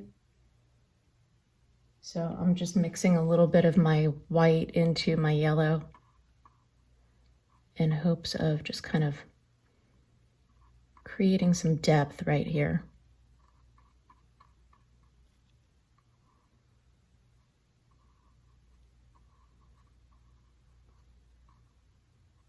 And there's her pearls, which, you know, I could take it or leave it. Again, I'm not worried about details on this. Okay. Now I'm going to go back up to that face area. I just wanted to do that real quick since I had the color. Sometimes I don't want to forget where I'm at. It's easy to get distracted. So I want to correct that shadow. I'm going to use my yellow. And if I put purple and yellow in together, they're complements. They live across from each other on the color wheel. And they oftentimes make brown. However, I think under these circumstances, I just want to take a look real quick. That looks pretty dull. Maybe I can add a little bit more purple to it and see if I can get that a little bit closer. So it's kind of purple and yellow, leaning a little bit heavier toward the purple side because it's a bright shadow. It's very neutral, but it's bright. That looks a little bit closer to it. So I'm going to go ahead and put that on and see what that looks like. And I'm going to try and pretend that I don't see what I did yesterday because that's just going to confuse me. I'm just going to paint right on top of this. And automatically, I think that's already looking better. It's warming up the shadow without making it so kind of blah and flat looking. All right, and I need a turning point, and strangely, the turn on the chin right there is kind of orange, which is a little bit unusual. It's kind of a neutralized orange. Now that I've got kind of fresh eyes on it, I'm gonna just I want to throw that in before I forget it. And it's kind of like that orange that I showed you on the palette. It already exists on the palette. When I came back to mine, that orange blob that I saved. But I want to add a little bit of this new shading to it because it's not quite as bright. Okay, that looks a little bit better. And I think it kind of comes up there. It's not quite as dark. So I'm going to grab something a little bit lighter. I'm going to lighten it up with a little bit more yellow. This is kind of like the cast shadow from the brim of the hat. And I'm going to throw that in there. I've just painted her hair, but I'm not worried about that. That's very easy to fix. As a matter of fact, I can just throw in a dark color and just fix the shape of that hair because I know that that can be distracting. I've learned through many years of painting that sometimes these things that can distract other people, I don't really notice until it's like a need to fix basis. So I'm going to put that in and just kind of fix her hair around here and fix this eyebrow. Okay, so the next thing I want to do, I'm going to clean off that little teeny tiny brush, which I really don't like using these small brushes. There's not a whole lot of working room with it. It's very strange. But now I'm going to paint the cool lemon yellow halftone, or my primrose yellow, which is a halftone. I'm going to come back over here and paint this nose down because this nose looks very funky.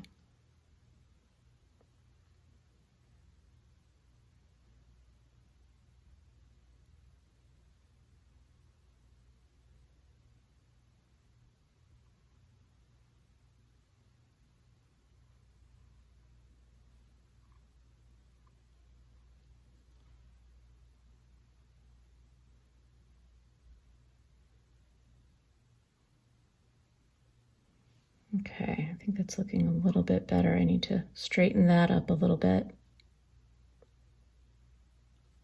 Okay, and now I'm going to go in and work this neck just a little bit more. Now that I've got this color is matching, I think, pretty well.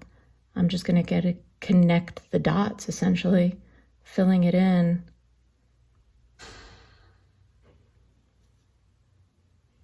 And notice I'm layering this. The original painting probably has pretty thick paint on it because it's an impressionist painting. They did things a little bit. This looks like it needs to go a little orange, a little more orange in it. They usually did things in one sitting. They were using thick paint. They oftentimes did not do underpaintings. They might have done a tonal sketch. They could have painted from life. But typically, their paint was pretty thick. So I'm probably painting a painting that is very large by comparison to what I've got. And with the really thick paint and made with big brushes. So I'm definitely doing this very different from the original painter, the original artist. And you will be doing yours very different from your artist too, probably, unless you have a more classical painting. I am going to now work on this shadow here, and I need to darken this because it's throwing off all of my colors right now. Like, I think these colors are fairly correct. I'm missing this very edge high color right here, this light value right there, which I can throw in real quick. But more importantly, I think this whole area needs to be a little bit cooler. So I'm going to take a little bit of a alizarin crimson, and I'm going to start by mixing it with my warmer yellow halftone and see where that gets me. And then I'm going to add a little bit of purple to it.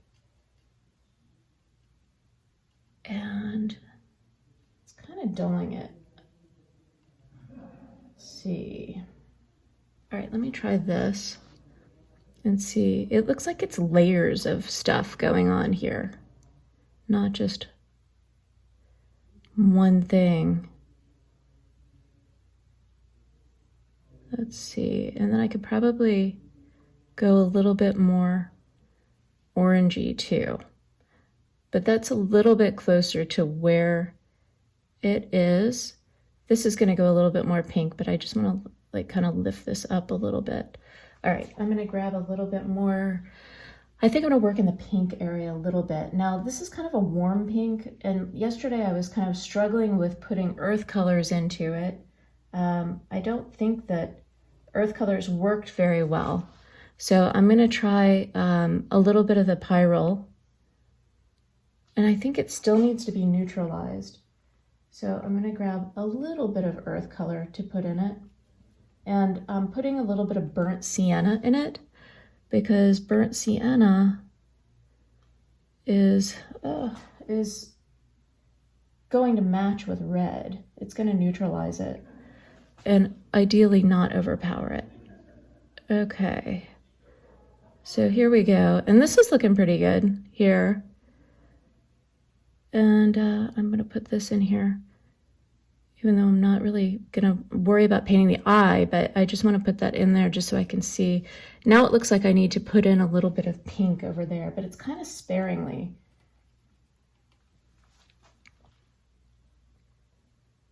So I'm going to do this, put this in just a little bit under the eye. Okay, that's working, and I'm going to go ahead and put this in here. This probably can be bounced over here as well. And it looks like this is, let's see, this is some orange that kind of trails from the eye down. And it's looking a little bit more correct. Let me straighten this out just a little bit. Okay. That looks a little bit better. Okay, and I need something brighter above her lip. So I'm going to bring this in right there. Okay. And then this is a little bit brighter over here. And then I need to go darker under that eye. So I'm going to bring in a little bit of this. And a little bit of this, and what this and this are, it's a little bit of pink with a little bit of burnt umber, because this goes a little bit brown right here. There it is right there. I think that's fairly close. I need to bridge that gap with the hair again. So I'm going to go back to my burnt umber and just go in and put this in one more time. It's kind of a sweeping, there it is right there. And then this can kind of be straightened out just a little bit. Okay, there's that. And then I'm going to next put in, I think I need to put that really bright in there. So then I have something to work with this shadow against. So I'm gonna grab some titanium white. That seems to be like pretty much the highest highlight on this whole thing. So there's this and this. That looks pretty good. Right there. Okay. And now I'm going to go ahead and put in the darker darks. And so it looks like I've got some burnt umber that I need to deal with.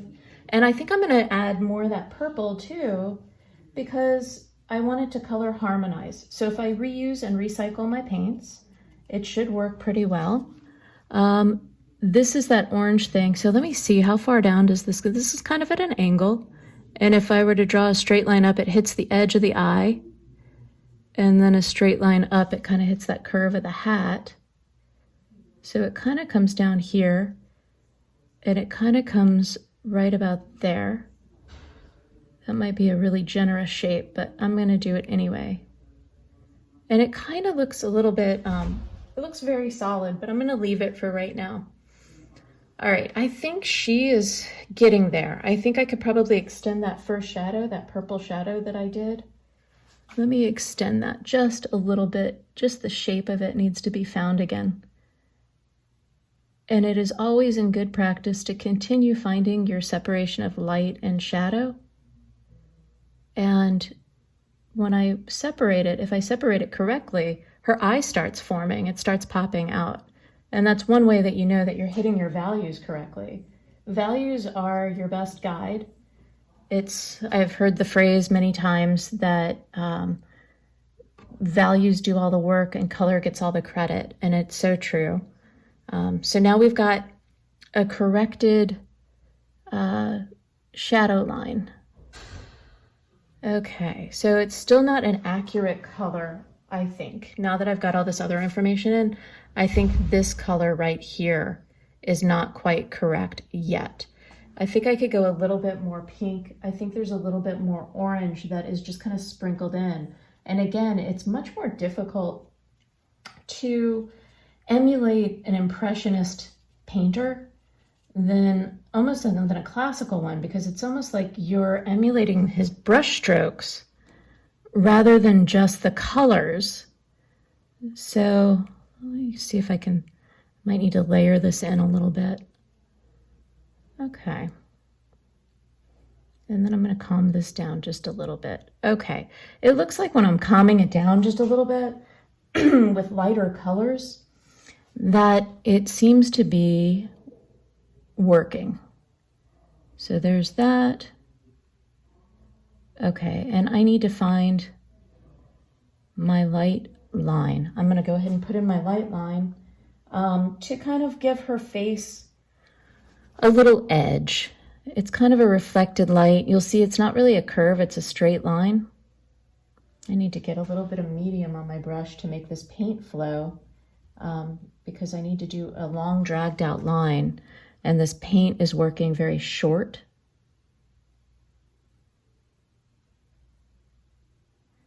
And short paint does not allow you to do long dragged out lines. Okay, so there's that. And then I see I can fix this shape over here. I need to grab a little bit darker yellow. A little bit darker yellow right there.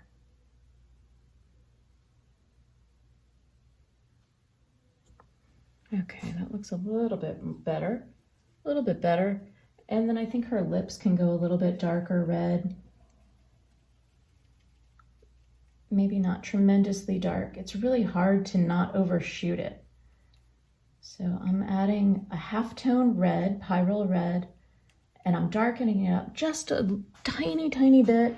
And then I'm adding a little bit of warm yellow to it. And the warm yellow will help bring it into, I think, a more correct world. Yeah, definitely. And they're kind of glowing now, which is what I needed. And it looks like they go kind of bluish. So we know that titanium white is kind of a bluish white. It's considered a blue white, or it's, leaning toward blue. So I'm going to use that for this area here because it looks like it has a little bit of blue in it. Okay, so there's that. There's that. Okay. I think I am going to pretty much leave her face alone, and now I'm going to work on her hand, which means I'm going to start with that little table.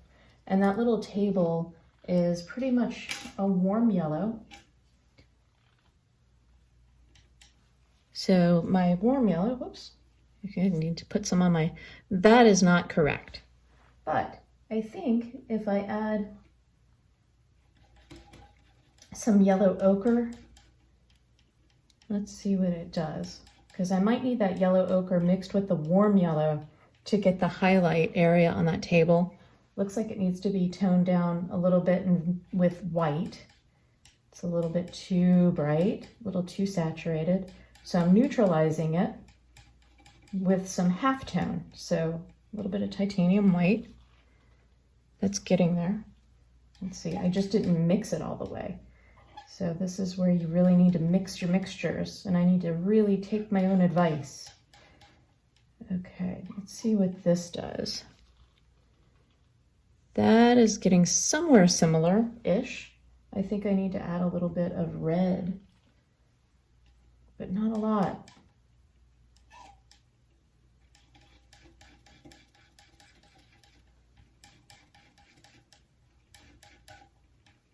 Okay, let me see what that's doing. That looks pretty good. Okay, so that is, again, titanium white with a little bit of half-toned yellow ochre. I might have put a little bit extra yellow ochre in there, and just a tiny, tiny touch of the pyrrole red, because it just needed to be warmed up a little bit. So what I'm going to do here, I'm not worried about texture.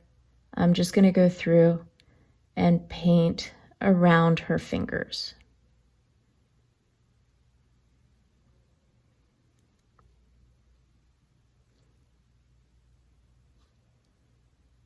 It's a lot of fiddling. I mean, I know what general areas these colors live in.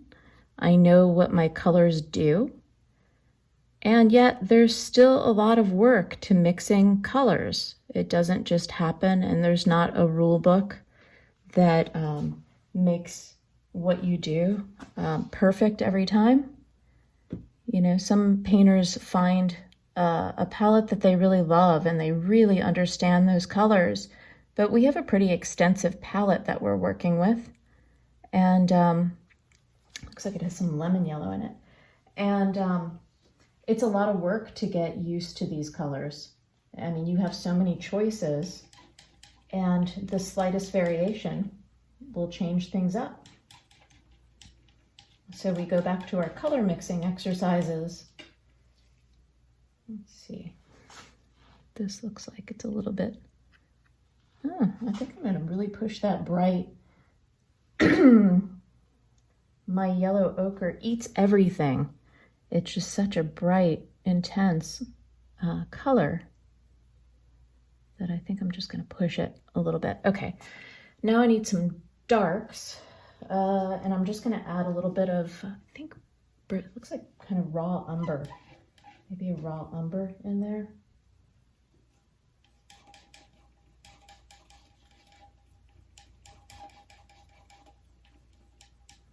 It looks like some.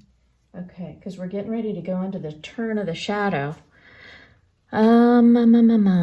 Let's see. This kind of comes down here, and it gives me a good green color, but it's not dark enough. Let me see. Put this in here. Obviously not dark enough, but I'm gonna just throw it in there for now anyway. At least I'll be able to see a map of where everything is. And I see one area that's very reddish brown, and I'm gonna knock that in real quick, just because I see it. I don't want to forget about it. It kind of lives right in there. Right in there. And I could go back and put in my background colors. That would probably be very helpful, as a matter of fact. But before I do, I'm on a roll. I'm gonna make this table. Actually, no, I should do it. I should put in the background first, back to front, dark to light. That's kind of one of my rules. And I think when it comes to fiddly stuff, I should stick to my rules. Okay, so I'm going to a chromatic black. A chromatic black, and I'm going to go ahead and throw this in. Okay. So there's kind of like the hole under the table. Okay. And I'm going to grab some more of that, and I'm going to go over yonder, right there. Okay. So there's that. There's all these little fiddly bits in here, which kind of make up the, weave of this table. But I didn't want to get into all of this. But then I'm doing it, and it's just like, oh, that's so tempting. Okay.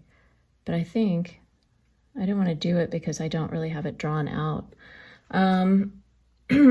While I'm here, I see a little area under the hand that is very dark, and I'm just going to go ahead and toss that in.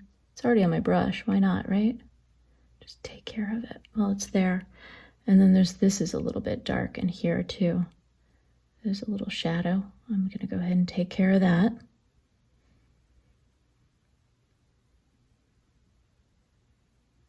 Okay. And then the rest of that shadow stuff is not quite as dark, although right under this fabric, it kind of gets a little dark. It's probably not this dark, but I'm just going to cheat it for time's sake.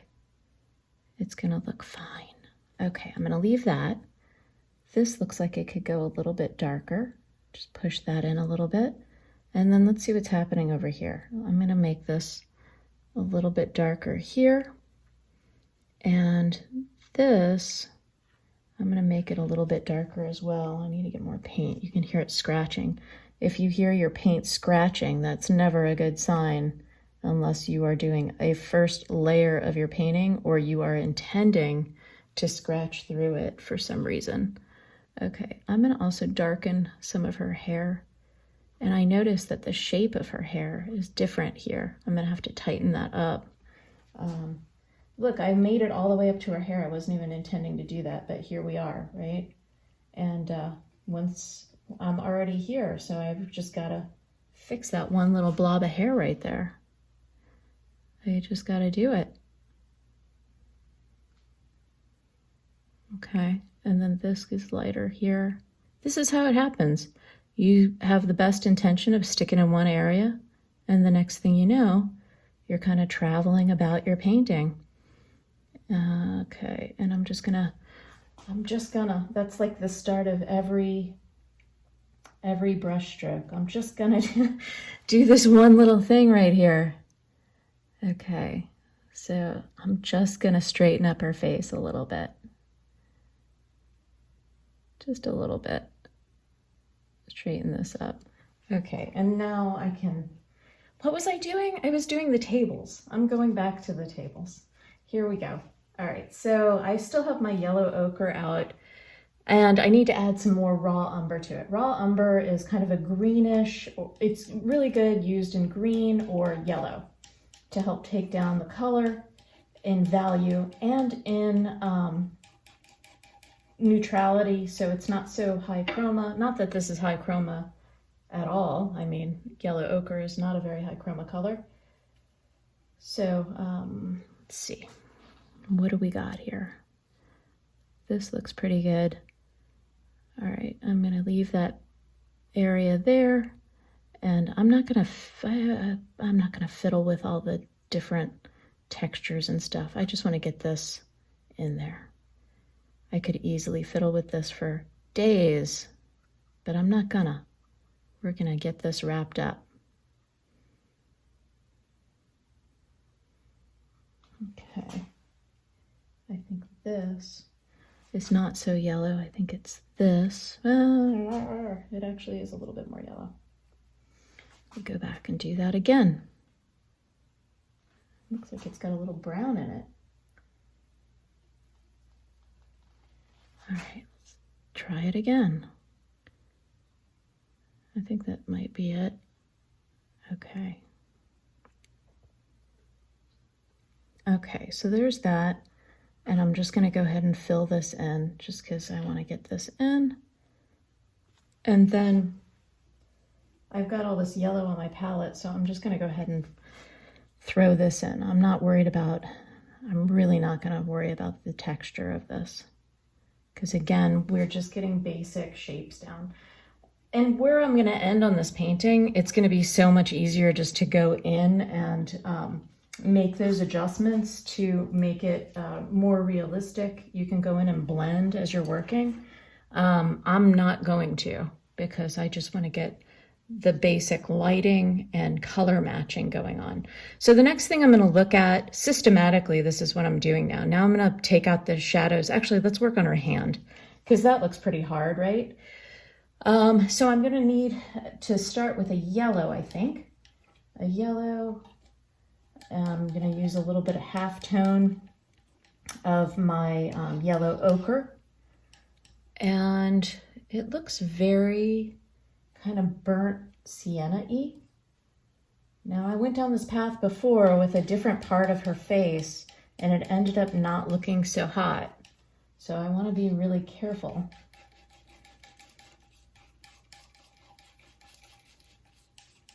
Okay, let's see. That's still too bright, so I'm going to add on some more burnt sienna.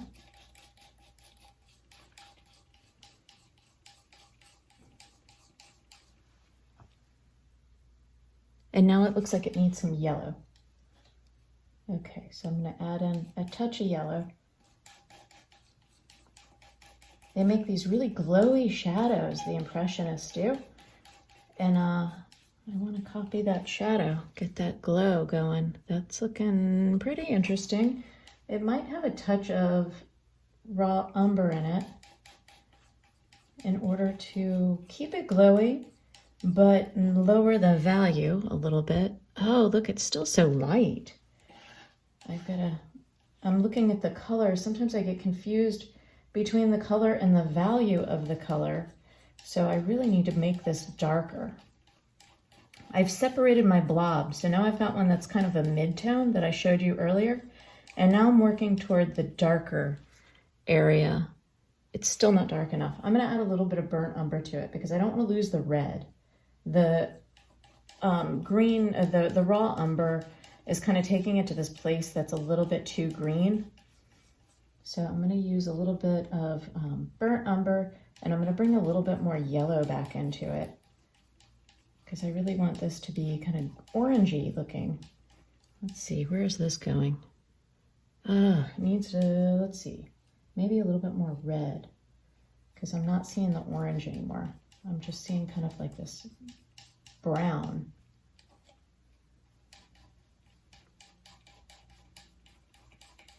Okay, let's see what this looks like. That's not so bad. I think I might add a little bit more red. And by red, I mean my pyrrole red.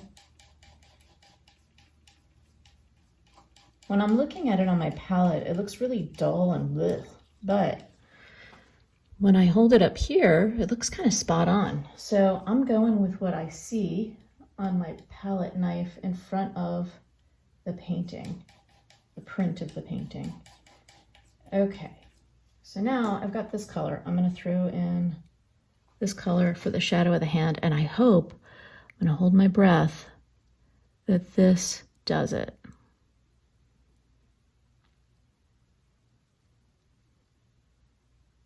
That looks pretty good. It's not quite as dark. Not quite as dark. I could probably go a little bit darker, but I'm in the right world. Okay.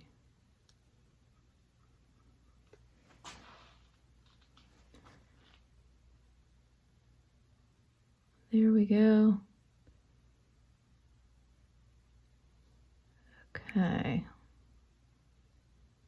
So I'm going to go ahead and throw in, just from separation, I can always alter the color, but I just want to throw this in just so I can see where the fingers are, because clearly this one has a lot more red on it.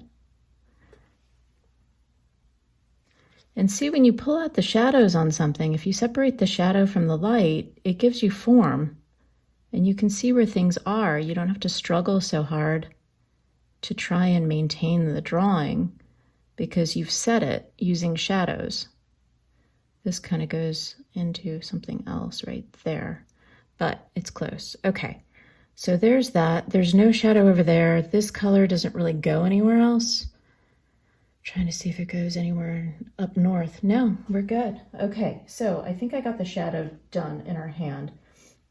There's a couple of little funky things I want to take care of where I'm here. So one of them is this really dark brown red that I'm seeing. I want to take care of that.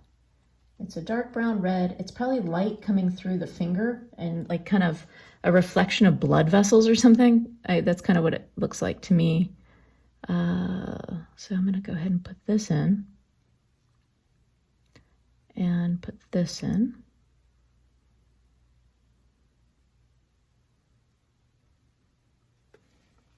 I think I can go a little darker. I'm going to grab a little bit more black in my red mixture. So it's pretty much chromatic black with a little bit of red. Okay, so there's that.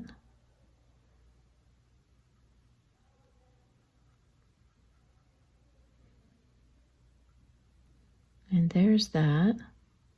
Okay, this goes pretty dark, so I'm just going to go straight up black. So this here, right on the table, right over here. Okay. And then I'm going to straighten this up a little bit. All right, and is there anything else that's weird? Black, this black color. I'm going to go ahead and put this arm in. Okay, so now I kind of have her hand in place. I think I'm going to put in the red. There's like some bright red coming through her hand. It's pretty bright anyway. I'm going to find that color. It's kind of a mix of pyrrole and warm yellow. And I'm going to put that in here. That's super bright. I think that's too bright. I'm going to dull it down. First thing I'm going to do is take an earth color. I should give you a quiz, and I should have let you have a few minutes to figure out what you would use, but I'll give it to you. It is an earth color, knocking it back in space. There's a little bit of it right here, and there's a little bit of it right over here, and this and here. Okay, I don't see it anywhere else, although, you know something? I think that is what goes right here.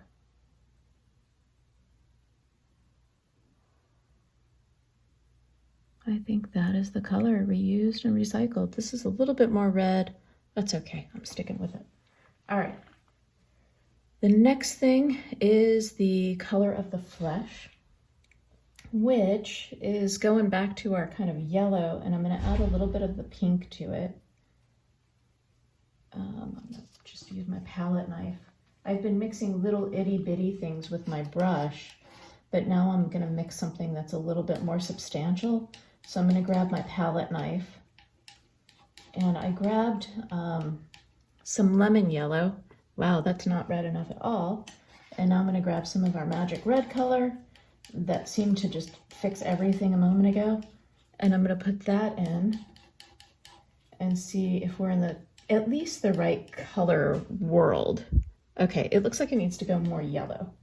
So I'm going to grab some yellow and put that in. And I think it's going to need to go lighter, but first I at least want to get the color correct. Okay, so let's see. Am I in the right color? Oh, it even looks like I hit the color. It looks like I hit the color by accident. What a nice accident to have. So I'm just going to dip on into that and get this done.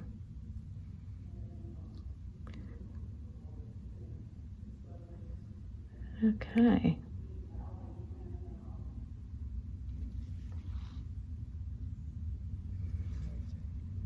This is like the little thumb shape there. This kind of comes down here. And then this kind of comes down this way. And then over here is coming over that way.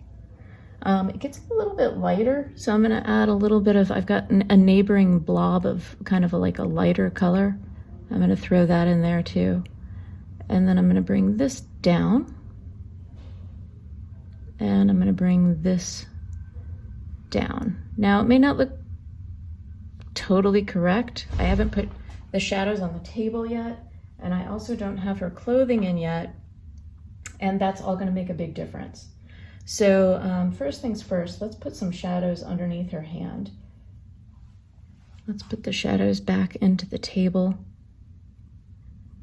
This is just raw umber with a little bit of yellow in it, and this will help pull out the hand.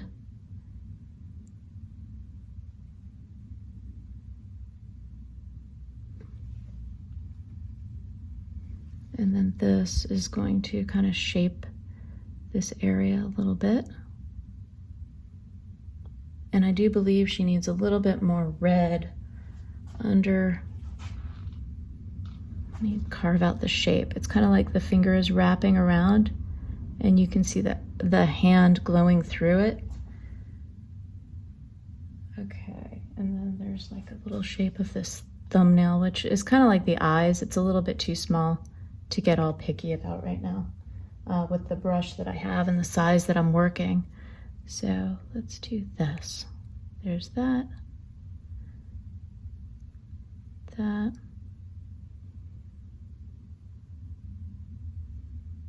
And this can go darker. Look how much nicer that is if it goes a little bit darker. I think this needs to go much darker, as a matter of fact. And I'm looking at the shape coming off the thumb. Okay, that looks pretty good. This is going to kind of solve all of this weird stuff down here. I'm just going to go ahead and make this a shape as if it's a table. I'm not worried about any of that. Okay, cool. So we now kind of have our hand. I'm going to put a little bit more red in that one little area under her palm of her hand that you can see.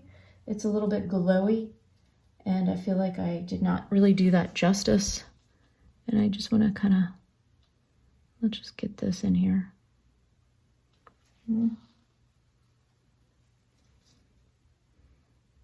I'm sure this was like a really big brush stroke and really fun to do on the original painting, but we have limitations on this little guy.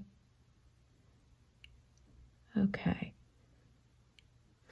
All right, so there's that. So now I'm going to put the shadow in on her dress, which matches the hat up there. It's kind of a neutral dark blue, gray. So the first thing I'm going to do is probably make up a blob of gray, and I'm going to do that with, I can do titanium or lead, it doesn't matter, with my chromatic black.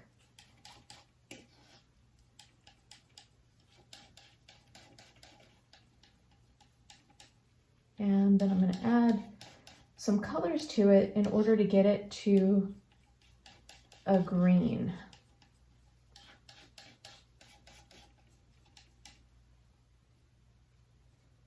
I'm going to use a little bit of raw umber, I think, just a tiny bit.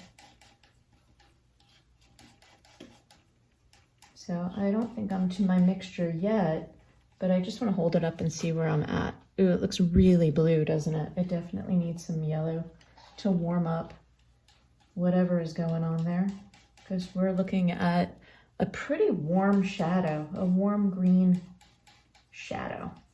So it's a warm green gray. Okay, yeah, warm yellow is definitely, I think, getting closer. Now I just need to go darker.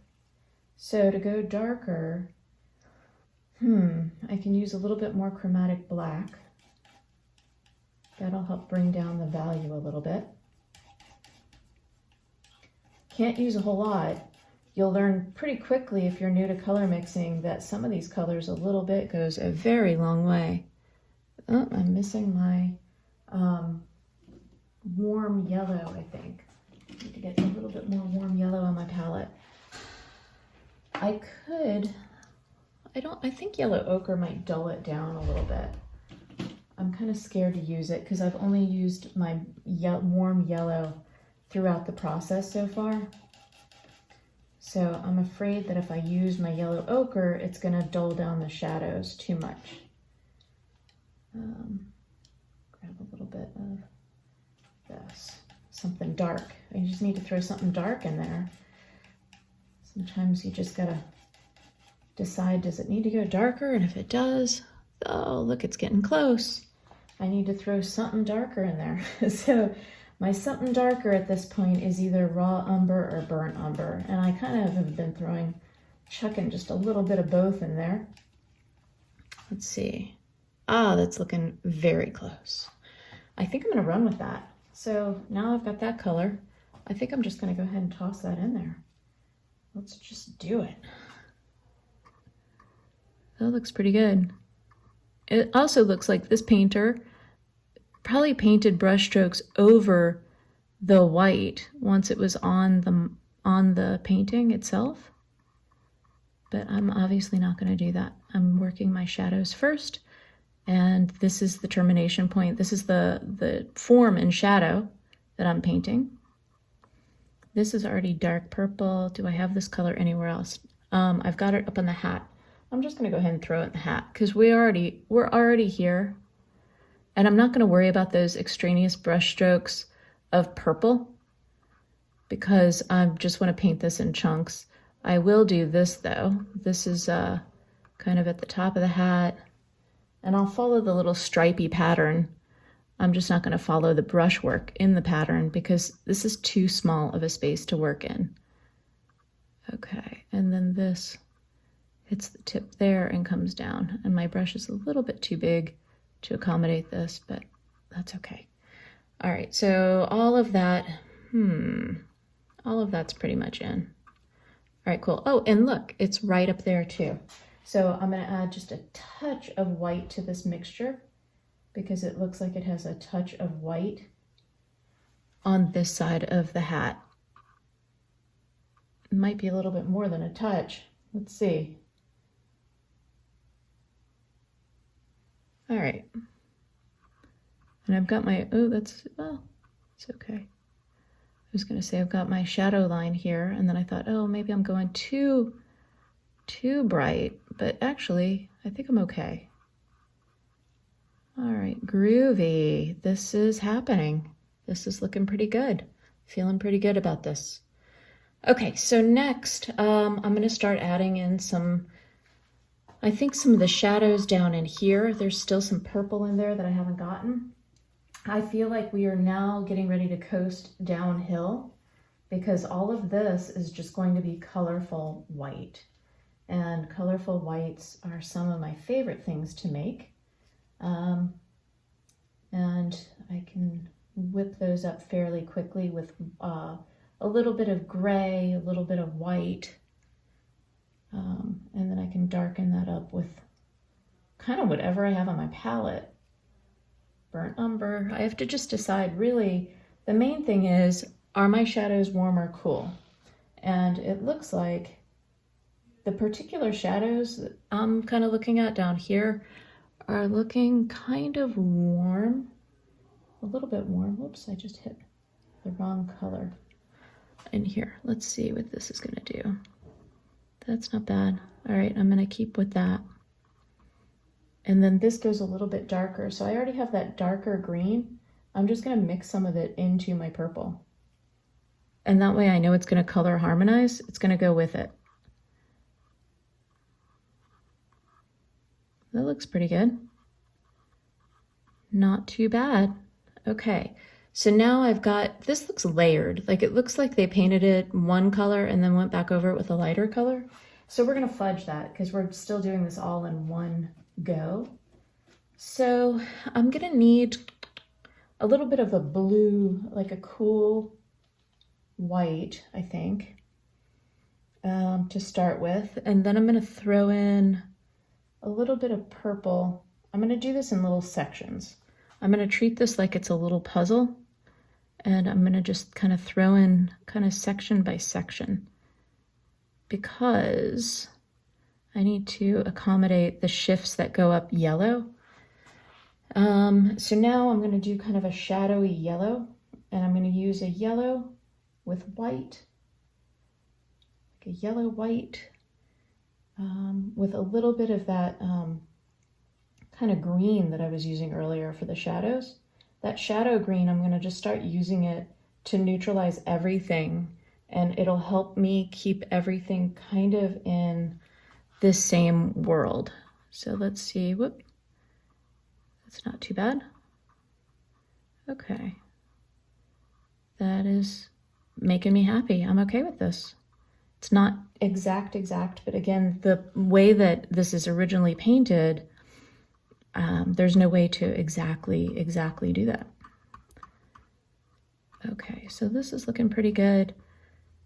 And I've got, do I have this weird green anywhere else? I do. I've got kind of that yellowy, weird yellow-white thing happening over on this side. So I'm gonna go ahead and kind of toss this in.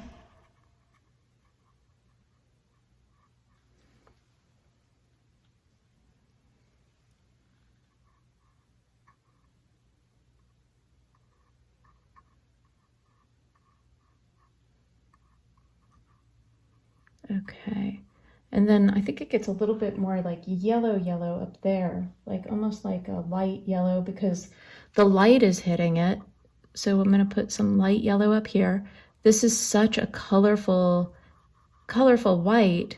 All of this, these are all colorful whites. This is a really good example of how to paint white fabric. White fabric is pretty much anything but white most of the time. This will be lightened up with the white. So I realized that it's not totally on yet, but I'm just kind of blocking this out, I think. This is going to have some of her kind of chest color in. Let's see. I think that has a little bit more purpley in it. It's like kind of it's a weird color. It's a layered color. So I want to find something that kind of accommodates everything at the same time. That kind of is like a neutrally like purple with a little bit of yellow in it. And I could probably go whiter with it. Let's do a little bit of white, lighter value with it. I just found a shadow that I missed. I have to go back and put that in.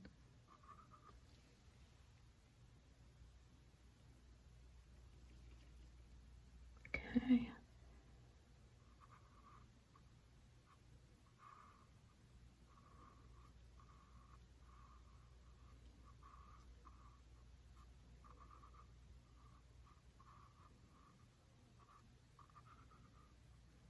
All right, and then that goes down there. This kind of continues and it goes over this little belt, this little fashionable belt, and then there's kind of like this, the fabric drapes right down there. And this is going to go more blue, that's going to go more yellow. I think I can shift now to something a little brighter white in that same family. So I'm just adding white. I'm adding titanium white to this to lighten it. This is pretty bright here. Here. This is kind of fleshy. This is a little bit bright right there to create a contrast. And then this kind of comes down.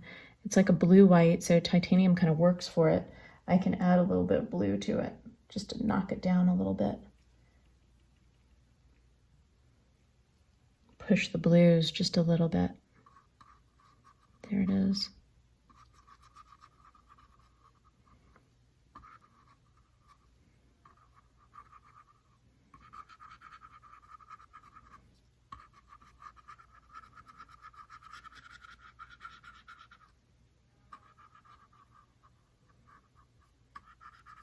Okay.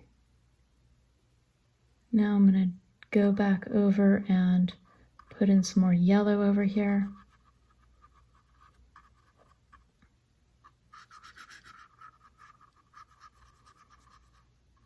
And this needs a little bit more yellow too.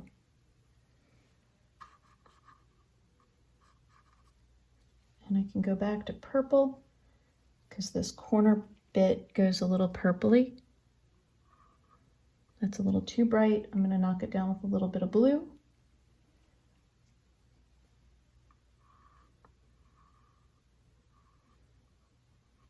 It's kind of weird. It kind of flips back and forth between being yellow or being purple.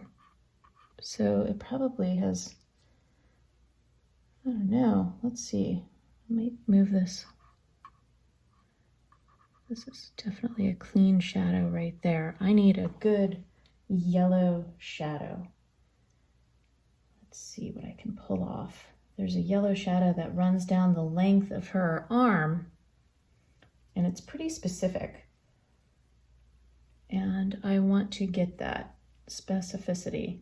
It's yellow. I'm using yellow and purple, and the purple I made earlier. Let's see. It's pretty accurate. And then it has a little bit just purpley purple, and that's ultramarine blue with alizarin crimson is making the purple that I'm using.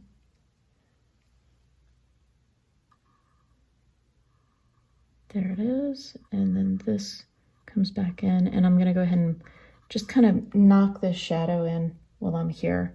This whole thing is kind of that purple shadow. So again, I'm not worried about blending. I'm just getting the colors correct and the shadow perspective correct. This shadow comes down a little bit. Oh, that's my special color that I just made, that kind of weird. Ooh, I just knocked out all of that stuff. That was a big blob. I'm going to correct that background.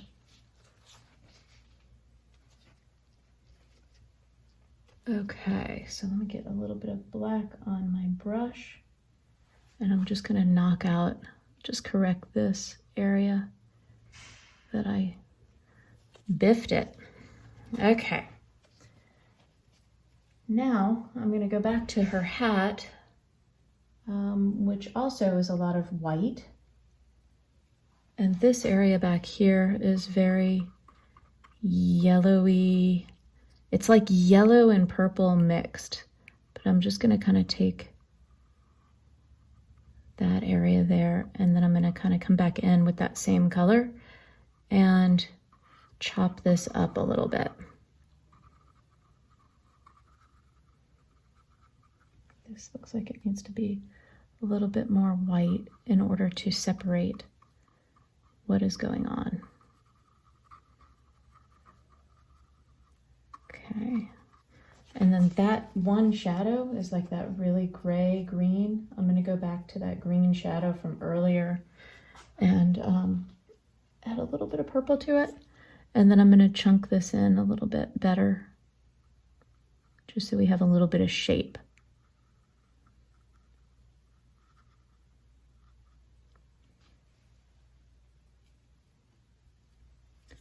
And then this kind of comes in, falls right on in there.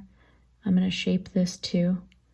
This is a little bit more on the purple side, but I'm just going to go ahead and throw that in. This, another shadow shape that's a little dark. I need to make up a little bit more purpley thing. Here, here, and then there's like this arm coming down the sleeve. And we need a little bit of blue, I think, because there's a turn. There's a turn right there. And there's a little bit of turns happening in there. Okay. And let's see, let me continue on with the hat. The hat has white and kind of a yellowy, it's almost like a kind of a dirty yellow on one side.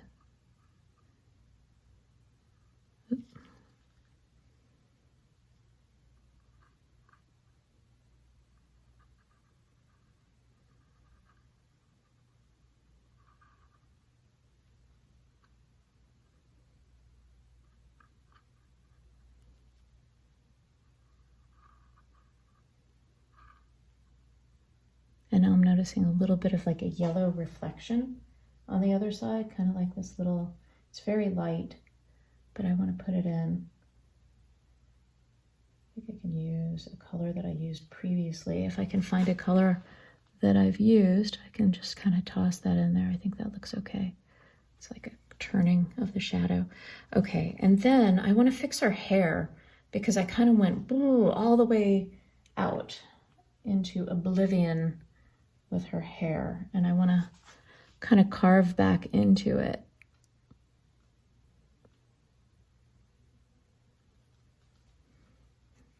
Keep my brush clean because I'm painting into wet paint now. Okay, and now I need some purple.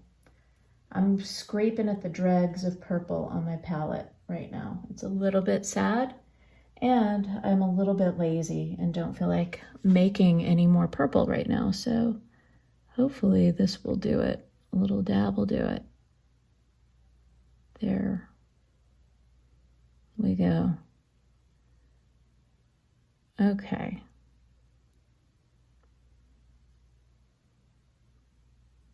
Correct that while I'm there. Okay, so I've got a little bit more to do on that hat. That turning color is not really working for me just yet. It kind of has a warmer, there's something warmer happening right here. So I think I'm gonna throw that in. And then I need to do the brim of the hat. I don't know if it's the brim or the rim, one of the two. Whatever this thing is right here is what I'm doing. And it's just a shadow. I'm gonna nail this value, but the color is off. But that's okay, I'm not worried about it. This all has kind of like this stripy stuff happening. Most importantly on this side, I think I wanna get a little bit of the shadow just to help separate her face. And this is a little bit lighter over here. I think I need to get a little bit lighter color right here. Okay, cool. So now I just need to do a few tweaks and kind of fill this in. There's a little bit of yellow here, a little stripey here. There's a lot of blue, white. And there, this goes to a little bit more of a shadow color up here. Okay, and then I do have like, I want to give her a little bit more shape. I kind of have the habit, and it's not a bad habit to have, it's a good habit to have, is kind of keeping everything loose and brushy until you have to tighten it up. So I kind of do all my tightening stuff later in the game, because if it's loose and brushy, I can alter the shape of edges. I can make some edges hard and some edges soft, and it's not quite as difficult to alter.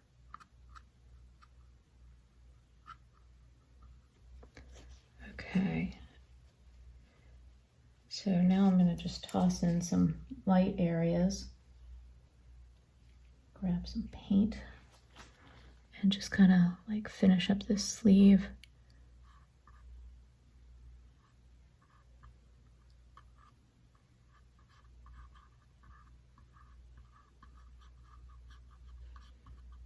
Okay, now I'm getting into like more purpley stuff. Oh no, I'm like really running out of purple. I really don't want to make any more, but I will if I have to. But you all know what that feels like, right? I don't have to make the purple. I just have such a small amount left to do with it. Until I get to this area, and then this is all kind of purple. Okay, well, it's kind of blue, isn't it? And I've got so much blue. Can we just push this blue? Can we put it toward blue and just pretend? Let's see. I think we can, as long as I keep that yellow there. Okay, this is super blue. It's super blue. That's okay, because I can tone it down with white if I need to.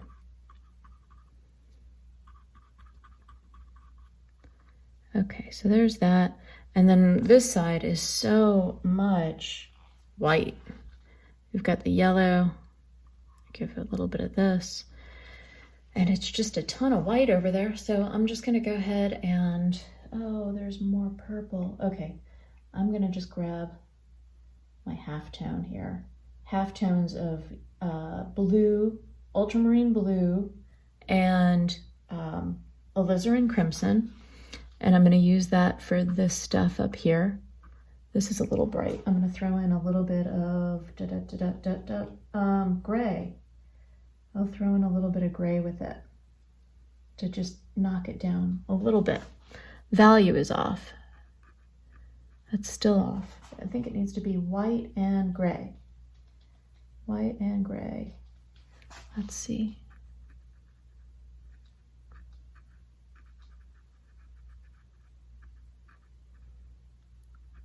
That looks pretty good.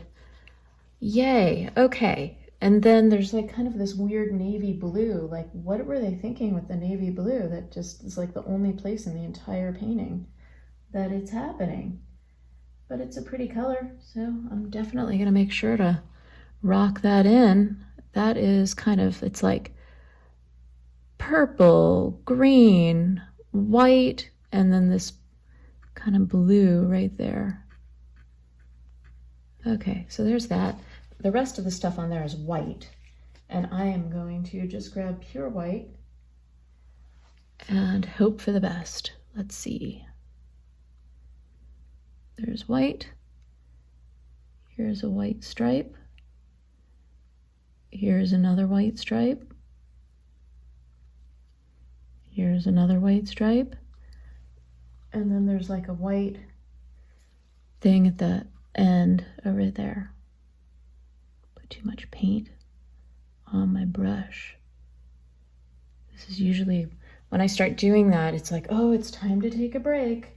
But I'm gonna continue on and just tidy it up. Okay, so that looks pretty good. I'm gonna put a line in for her pearls because we want her to have her lady jewelry. And that's just kind of like this thing right there. And she has that weird little shadow. I guess, is it weird? I don't know. Well, I guess it's weird because it's like a above shadow and it's pearls. I think there's a shadow right here too. I don't know. Whoa, I just made a big mess. Let me clean my brush out. That's what happens when I got a really strong pigment and no self-control. Let's see. I'm gonna fix that.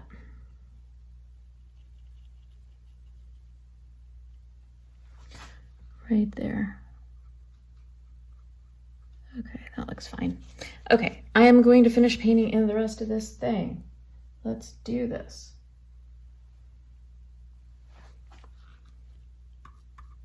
That is very dark.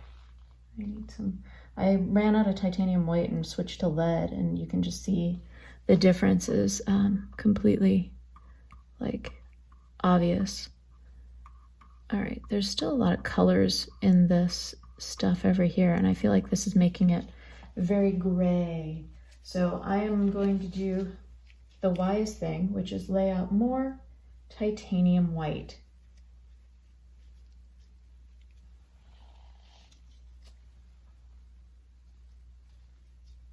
Okay. And I'm going to grab some of that titanium white, and it looks like, well, for starts, I am just going to blue it up just a little bit and get back in there to lighten it, lighten this area.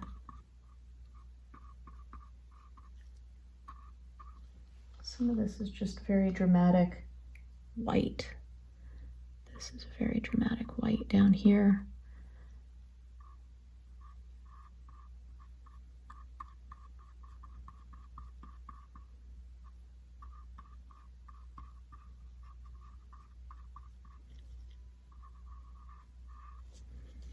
And then there's a lot of white on the top here.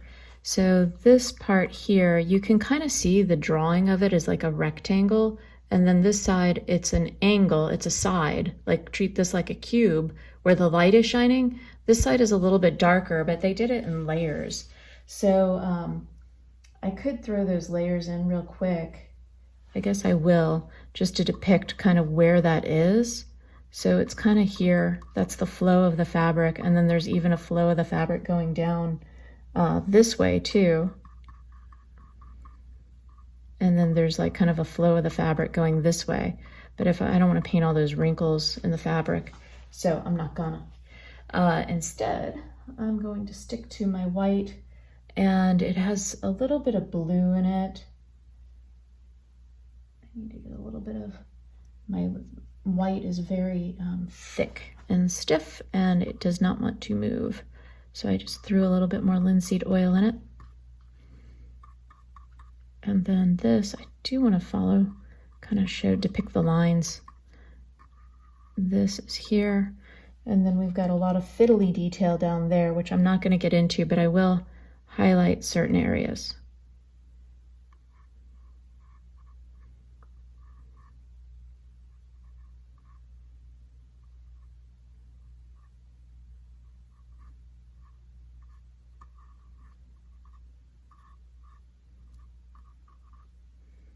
Okay, now I feel like this looks so green, doesn't it? I am going to make just a little bit of green for that area, or it will bother me. And I think the green works well because her belt is green. And so if I make kind of like a neutral green white,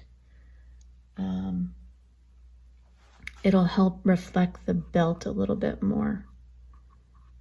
So yeah, I think that's a little bit closer to what it actually is. And I actually think, I could be mistaken, I think this whole thing could probably be a little bit lighter toward green too. Yeah, I think that looks a little bit more reasonable. Even if it's not keyed in the exact same colors, I think it looks a little bit more reasonable. And I guess I need to finish her ruffle over here. So like, this is part of what I'm talking about. When I paint, I travel around a lot and I just forget and I have to come back.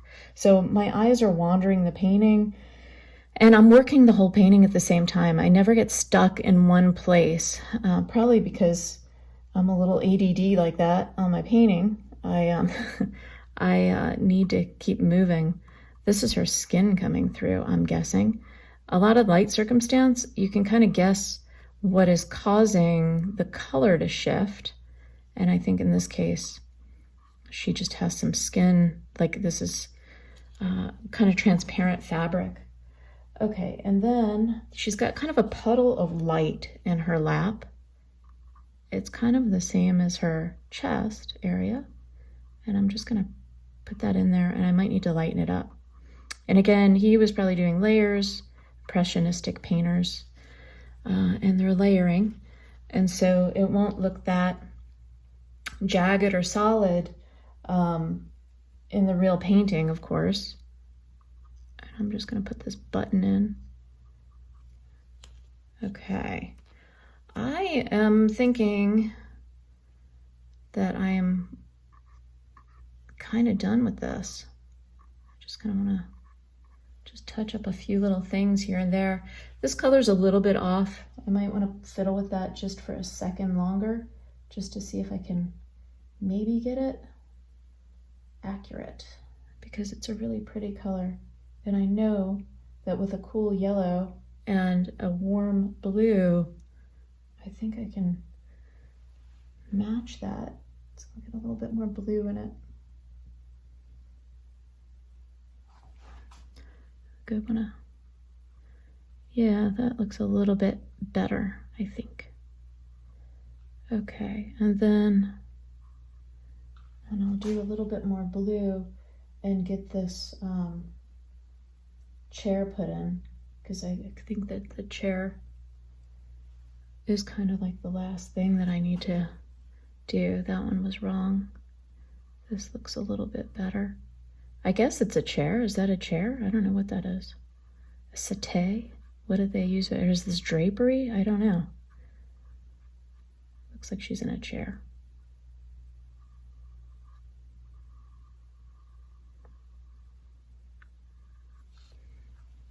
Okay, and then I'm going to scumble in. I see one other thing I want to do on her face that I totally forgot to do. And I will tell you what that is in a minute. But before I do, I would very much like to finish this little chair, dark area real quick. I'm adding a lot more blue to my chromatic black just to give it a little bit more life.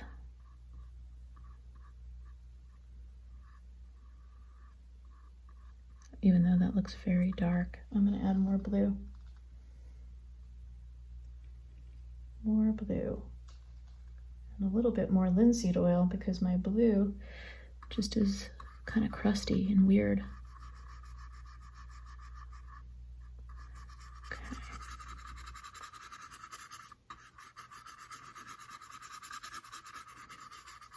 Okay, there's that.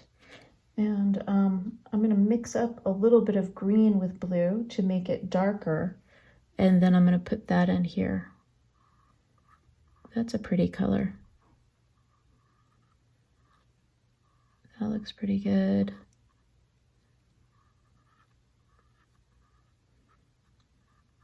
Okay, and then that kind of just goes off, trails off the painting.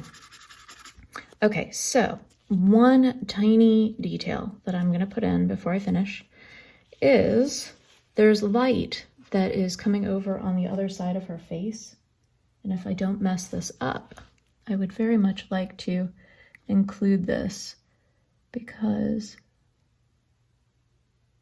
right there and right at the corner of her mouth.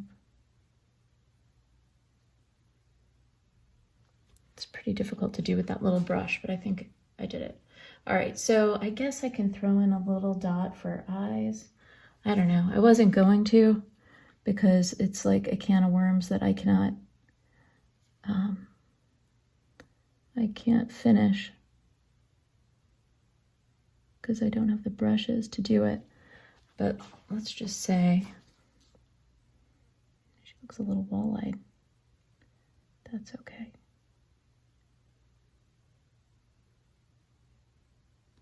All right.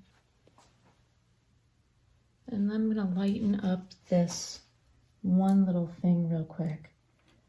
So now I can like kind of pick and fiddle with this. And I'm going to fiddle with it by doing a bright white there because I see a bright white there, and I'm going to kind of lighten this up just a little bit. Okay.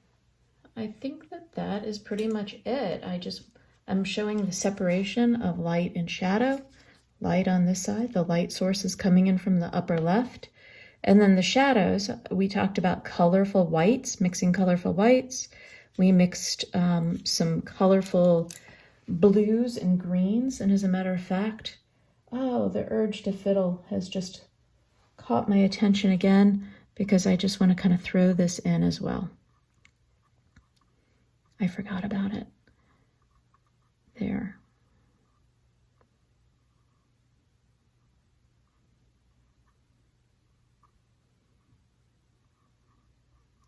I mean, I could go on with this easily for a long time more, but I'm not going to. I'm just going to do one more little thing, I swear.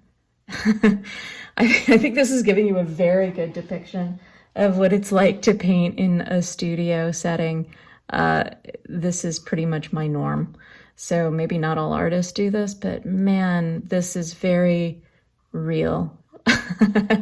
So, okay, I'm going to stop there because I can go on and fiddle for days, but I wanted to show you the major aspects of this, and I think I did. Okay, that's it. So thank you so much for joining me with Mix Masters. This course is very exciting for me. It's new, and as of 2020, the beginning of 2020. And I'm so delighted that you joined me. If you enter this course later on and you're not in the first round of people, please do check the Mixmaster Facebook group or shoot me an email. My email is lauramakesart@gmail.com. And I'd love to see your work and see how you're doing. You can send me questions as well. And good luck with your painting. And I look forward to seeing you again, either in a real life class or at my studio or on YouTube or in Video World. Thanks again.